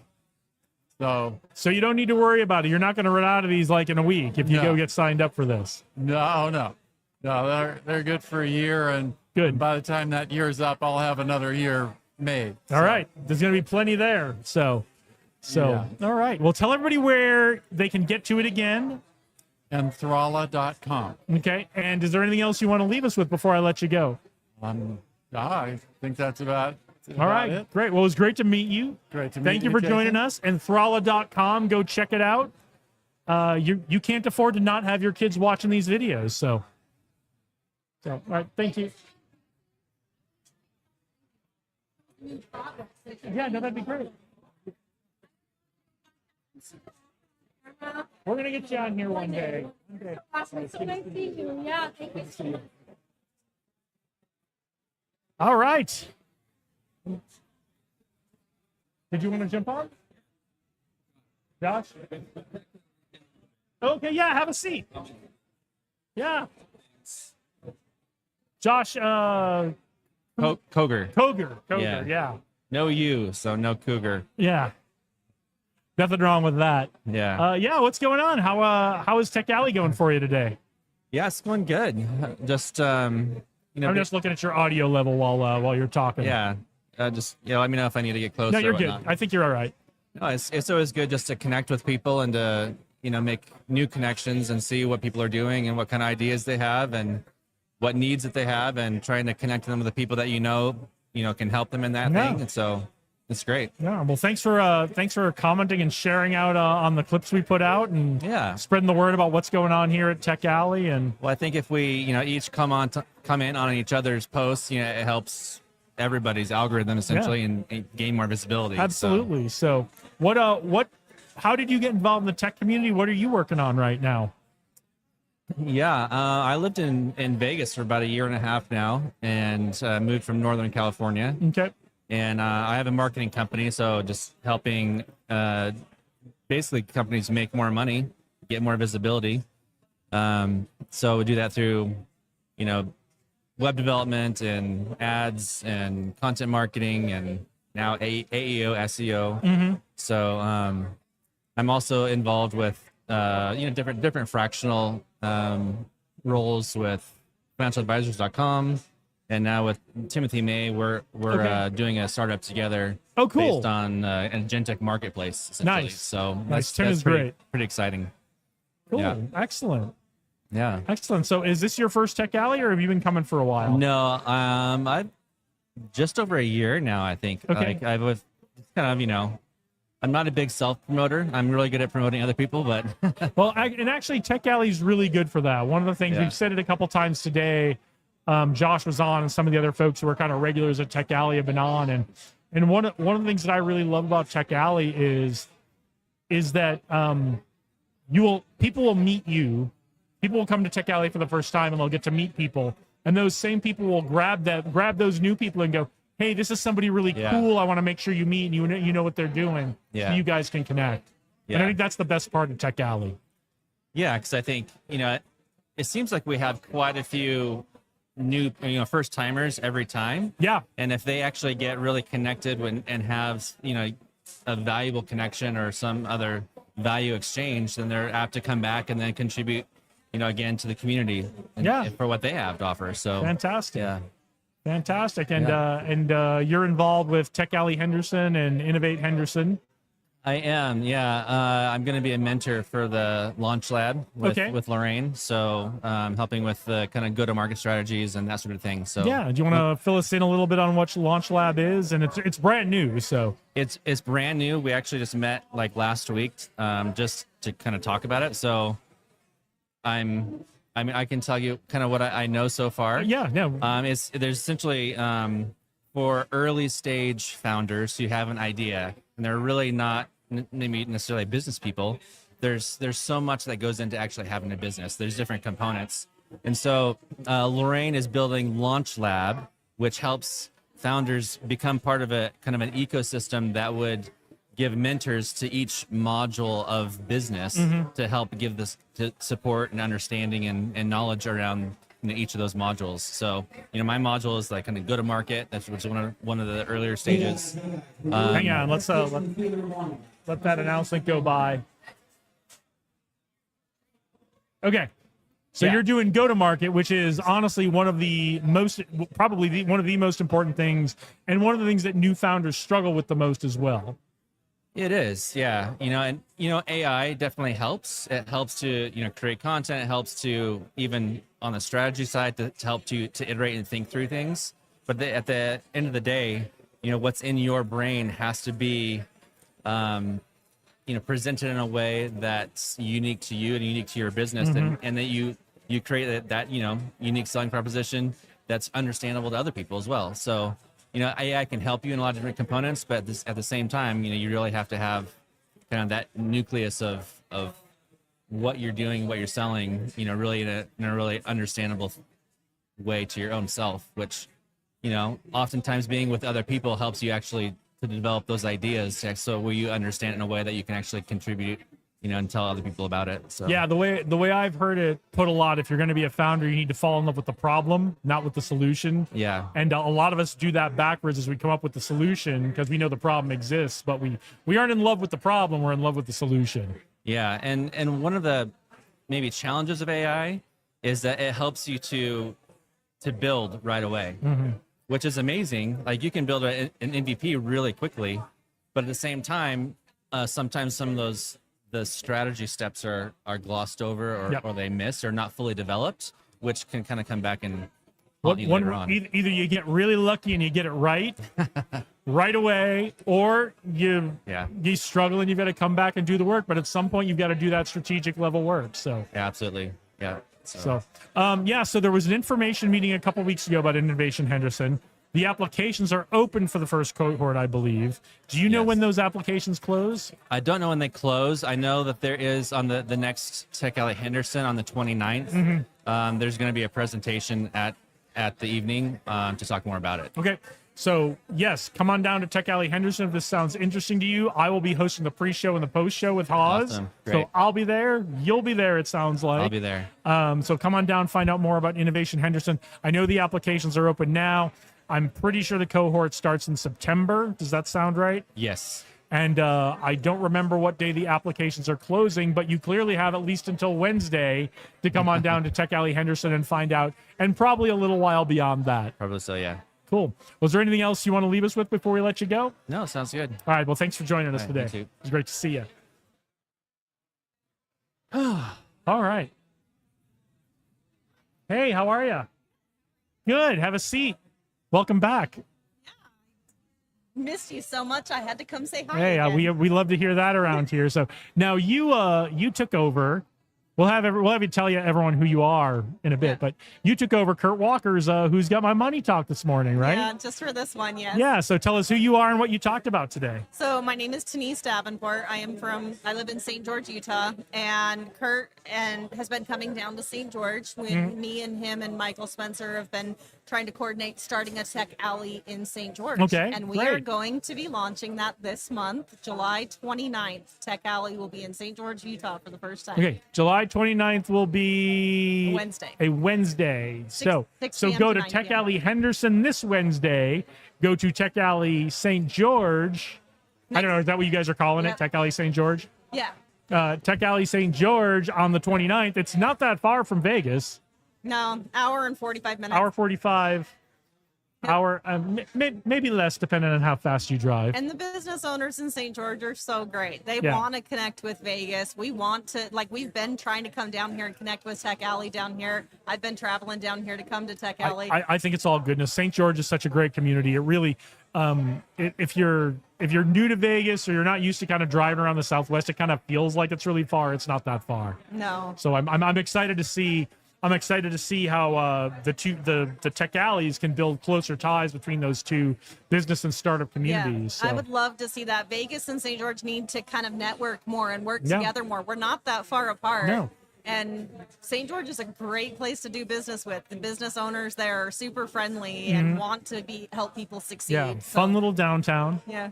So, do you have your speaker lineup set for the 29th yet? I want to get a preview of what's going to get talked about. Well, what we're going to be doing. We're kind of doing it a little bit smaller scale because we Okay. don't think we'll get quite the turnout that Vegas gets. Hey, we didn't used to get the turnout Vegas gets now, so We'll grow there. Yeah. So to start out with, we'll do a little bit smaller. It's going to be, instead of being like breakout sessions Mhm. where every class is an hour and 15 minutes long, it'll be one that's like an hour and a half long and Mhm. rotate speakers. So we'll Okay. have like 6 speakers that speak for 15 minutes each, Okay. all on the same stage. So you Yep. kind of watch for that hour and a half still, but you get a rotation and then all on the same subject. So Okay. in this month, July 29th, we will be talking on AI, and there'll be 6 different speakers doing their little Okay, piece on cool. it. So it's one topic, kind of like this, podcast, like you get that listen, that whole topic for an hour and 15 minutes, but it's 6 different people's perspective. I love on the that. Same topic. I love that because, you know, we do it the way we do it here at Downtown Tech Alley, right? Where we've got the breakout rooms and it's an hour and a half and you kind of jump between the topics and that kind of stuff.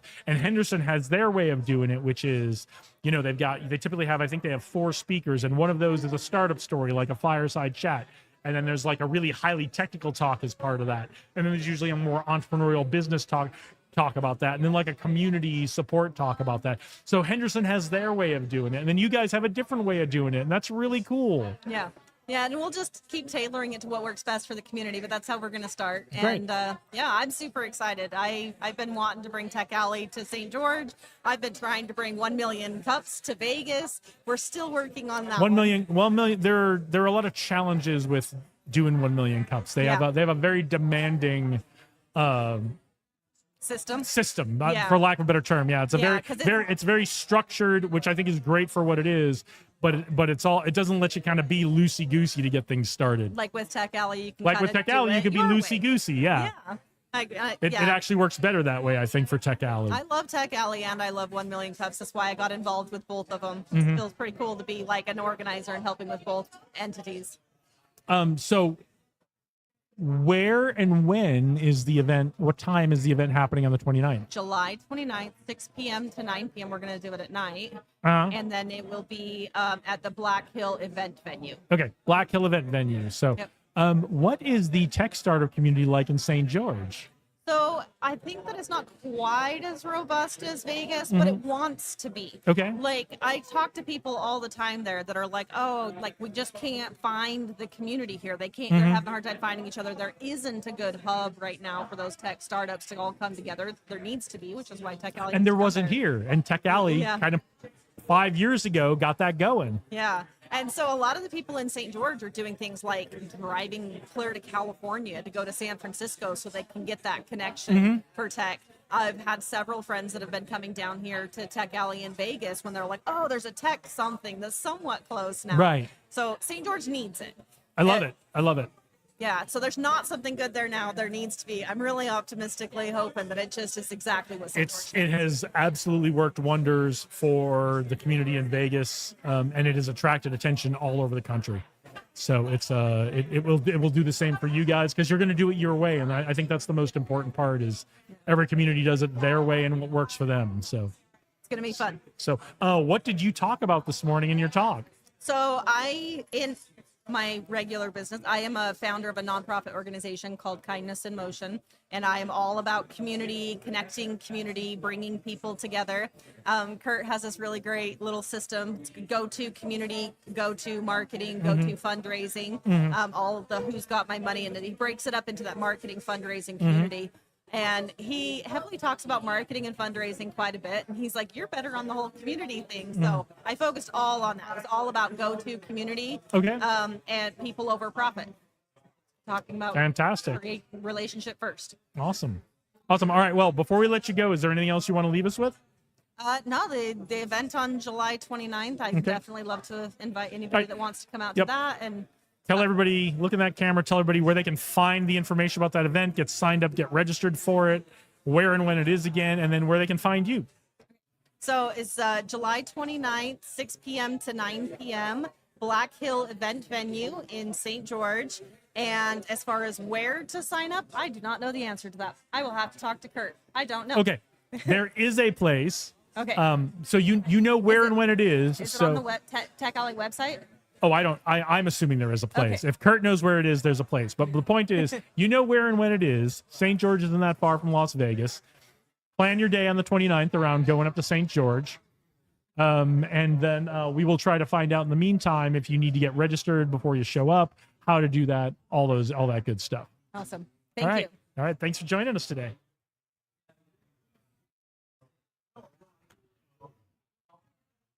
Hey, how are you? Yeah. Diego, nice to meet you, Diego. Have a seat. All right. Diego, tell us about what you have going on. Is this your first Tech Alley? First Tech Alley. First Tech Alley. All right. Are you new to Vegas? Actually, I'm not in Vegas. I actually am also from St. George. Oh, That's cool. how I know Denise, who just Oh, came up. awesome. All right. Yeah. So a little bit about what I do. I run Get a close to this microphone. Sure thing. I run a company called Unlock the ROI for a few years now, and I work exclusively with software companies. And what we do is, all of the steps in a B2B sale, a lot of stuff falls through the cracks. So I just help them figure out a sales system so that none of the deals fall through the cracks. So you just look for the bottlenecks and the places where things disconnect that keep a lead from turning into a sale. That's such a beautiful way to put it. And we do that with AI, automation, go-to-market tools, CRMs, the whole tech stack. What is the most common disconnect or bottleneck that software companies, because software is a little bit different world than other companies. What is the most common thing you see that they need help with? I love this question, man. So if you have a book a demo button on your website, I once did like just a blind, test of, I'm going to book a bunch of demos with them. About 60% of them, I think it was 63% of them, never responded to their own book a demo request. And I did my best to look like their ICP. Yep. So I don't think I got disqualified out. So just that. Just respond to the lead that's coming in. You'd be surprised, and I know because I used to run my own website for a while, and even with pros running your website, you'd be surprised how many times a button doesn't go somewhere, right? Yes. Or you fill out a form and it doesn't, for whatever reason, something changed on the website, and now that form doesn't enter into a CRM, it just goes into a black box somewhere. Yes, that's exactly what happens. And then the second part of that is just speed to lead. Yep. So how fast they get back. So the ones who did respond, I think the average was like 29 hours. So too late. Exactly. I don't care what your business is, too late. They found 10 of your competitors in that Too late, time, right. and got a demo from them in that time. I mean, we are living in a time where if you're not back within a couple of hours, and depending on your industry, a couple of minutes, you lost it. So how did you get involved in this? Well, for over 10 years, I was in B2B SaaS. It was my career. It's almost cliche, the Bay Area. All in St. George? tour. Oh, you did Bay Area, Silicon Valley. Bay Okay. Area. And then I was also, Portland has a tech scene as well. So I was in the Portland, Oregon tech scene for a minute, bounced around, and then started my own thing a few years ago. How did you get to St. George? Good question. A tech company. I was still working a corporate job. I was heading up professional services for one of the tech companies in St. George, and the rest was history. Okay, very cool. Yeah, it's a beautiful little place. So have you been? I've been a number of times. For anyone who hasn't. Yeah, it's funny. The longer, some people live in Vegas their whole lives and never go that way, and then I've been up there a number of times for different things. It's a cute little downtown, and it's actually I've been living in Vegas on and off for 25 years. So it's been interesting to watch how Vegas has grown, but also how St. George has grown. Grown up around what used to kind of just be the downtown, and now how many more things are there. So 100%, and it's so entrepreneurial for like per capita, right? Like everybody out there's just got their own thing going. It kind of needs to be because it's kind of it's not in the middle of nowhere, but St. George is maybe an hour and a half, an hour 45 north of Vegas, and about 4 hours south of Salt Lake. So they're kind of on an island on their own. How I sell it to folks is, there's one target, but it looks like friggin' Mars. Yeah. You know what I mean? Like, it's beautiful. So if you like your hiking, your outdoors, it's all there. One of the best places Zion's for right it. there. It's great. Yeah. It's great. So tell everybody where they can find you. Tell everybody where they can find the company. Tell us a little bit about, you said software companies, but is there an ideal client? Are there people who are watching right now who how do they know they should call you right now? Okay, cool. If you've got a product-led growth business, if you have an app that you download yourself, if you're in e-commerce or you have a physical product, please don't reach out. I don't know the first thing about those kind of sales. Don't not reach out. If you do a business-to-business transaction where you have multiple stakeholders, you got contracts, you got signatures, NDAs, the payment sometimes could vary. You got to do a wire, all of these different stakeholders. That's where all the little cracks where your deals are going to just slip through. So that can all be systemized. Sales is just a system, is my belief. Yep. And where you can reach me is at unlocktheROI.com. That's the name of the business. I also have a channel, a YouTube channel. Okay. Unlock the ROI, and my LinkedIn is Diego Builds. All right, fantastic. Cool. Well, it's great to meet you. Is there anything else you want to leave us with before we let you go? Oh, thanks for putting this on. This is awesome, man. This Appreciate is great. This is my goal with this was always to take the sidebar conversations. The talks here at Tech Alley are great, and you should definitely come down and see the talks. But the connections that we make, the conversations that we get to have, are really what moves the ball forward for this ecosystem. And so this is just kind of an attempt to let people see this kind of stuff that happens at every Tech Alley, so that Very they'll cool. see it and go, "Oh, I want to be part of that." I'll be back for sure. This is All my right. first one, and I'm This is your for sure first one. coming We'll, back. we'll see you.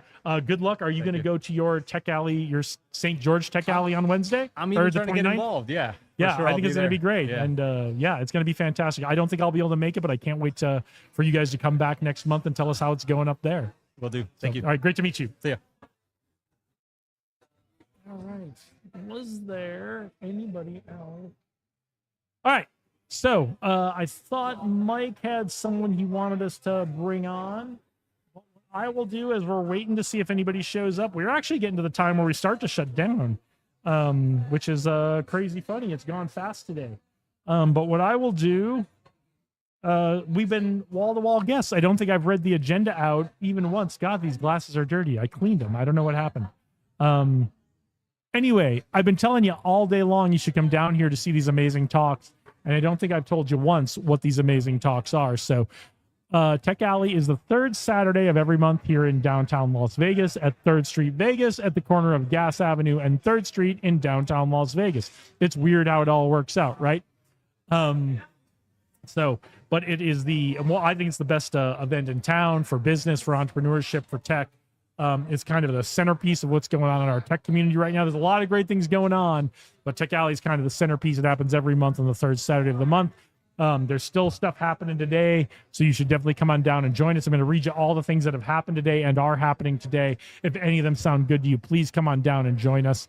Lunch has already happened, so unfortunately I can't get your free lunch, but if you come back next month, you can get in on that.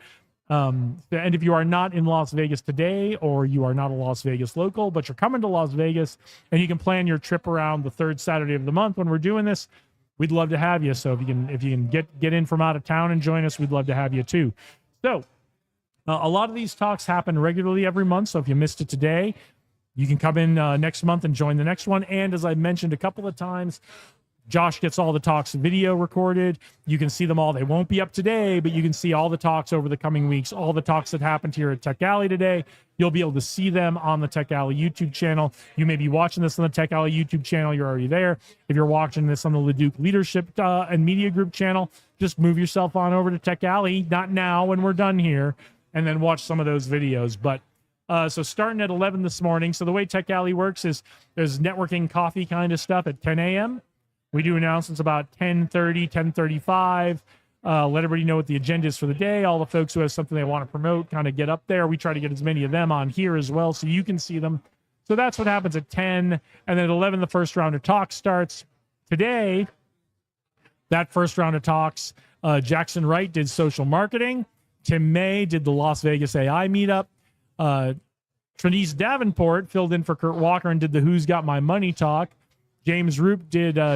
Roop did blockchain self-custody in Theater 4 today. And I believe James talked a lot about his journey implementing AI into his business today. And I love to see that, and I love to see more of that. Rachel Gomez-Autry from UNLV did Innovation Essentials. Caleb Green, the startup attorney, was talking to people and answering their legal questions about their startups here in the dining room. And then Irina Kristinko, who's a strategic finance consultant, also did the same thing here in the dining room. She just was answering people's financial questions. So right now we are in the second round of talks. It is 1:38 right now. The second round of talks started at 1:15. Our good friend Mike Wilson, who you may have seen on here a few minutes ago, he's doing the Vegas Crypto Group talk right now. Josh Stacy's in the AI Workshop Theater right now. Adam Englander is doing the Las Vegas Python meetup in Theater 3, and Maria Christidi is doing the AWS Users Group in Theater 6 or 7. Check the monitors when you get down here. By the way, we have monitors now. You can see what's going on in the theaters because it's on the monitor. Sorry about that. Right, and then at 2:30, the third and final round of talks will be occurring. How to pitch and protect when you are starting your business, when you are sharing your business ideas with Acacia Thornton in Theater 1. That's actually a really good one. I'm going to have to go watch that tape. And then Taylor Dondix, who was just on a little while ago with us, is also doing AI Workshop Theater in Theater 2. So that's what has happened. That is what is happening today. You can expect to see all things like that if you come down to Tech Alley today or next month. We'd love to see you down here. I'll tell you what, I am going to just take a minute. I'm going to grab a glass of water to kind of clear out my throat here. I'm going to take a look around and see if anybody wants to come on. If they do, we'll get them on. If not, we'll start getting ready to sign off here. But I will be right back. Sit tight and don't go anywhere. And if that's the end of our guest today, we'll sign off in a minute.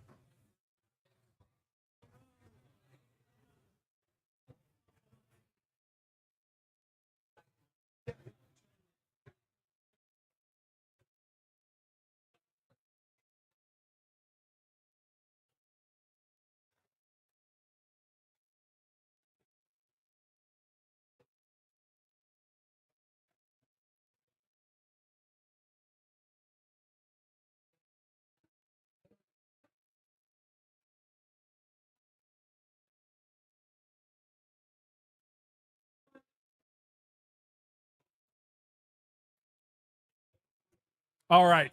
Well, I don't see anybody waiting. I don't see anybody waving me over. I don't see anybody rushing in here. So we're gonna sign off to you guys. It is always an honor and a privilege to be part of what's happening here at Tech Alley. Josh and the team do such a great job putting these events together. 3rd Street Vegas providing the location, Taverna Costera providing lunch. Everybody's so great. Everybody you meet here is so great. The conversations are so great. The talks are so great.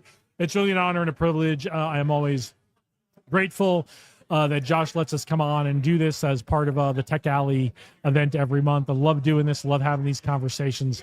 Love getting to share the amazing people here who are here at Tech Alley and all the great things they're doing. So it is always an honor and a privilege. I know sometimes we have video quality problems on the live stream with all the traffic here, all the data traffic with so many people in such a small area. We are working on solutions for that. If you're seeing that there's video quality problems and it's really it's impacting you not getting to see the conversations we're having, please let me know. We record all of these in 4K. So if we have recorded one of these interviews here and you'd really like to see it, please reach out and let you know we do have all this recorded in higher quality video and we can get it up if people are interested in seeing them. We try to bring you clips on Vegas Startup Scene every Monday. That's the weekly rundown I do of the news that's happening, news and the wins, especially the wins that are happening in our tech community here in Las Vegas. And we heard about a lot of them today. So tune in every Monday at 10 a.m. That goes up on the Leduc Leadership and Media Group channel, Vegas Startup Scene. Get all the news and all the wins that are happening in our tech ecosystem in our community here. So thank you for joining us today. Again, I apologize if I didn't get to your comments. I don't see any in there. We're always working on kind of running this and improving this. If the video's quality's been a problem, please let me know.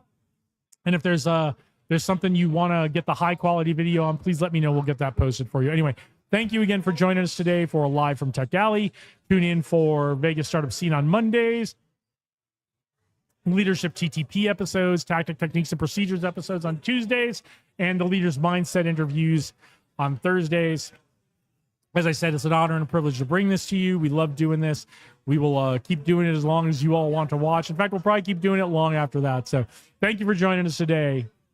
Go out there, do great things, onward and upward.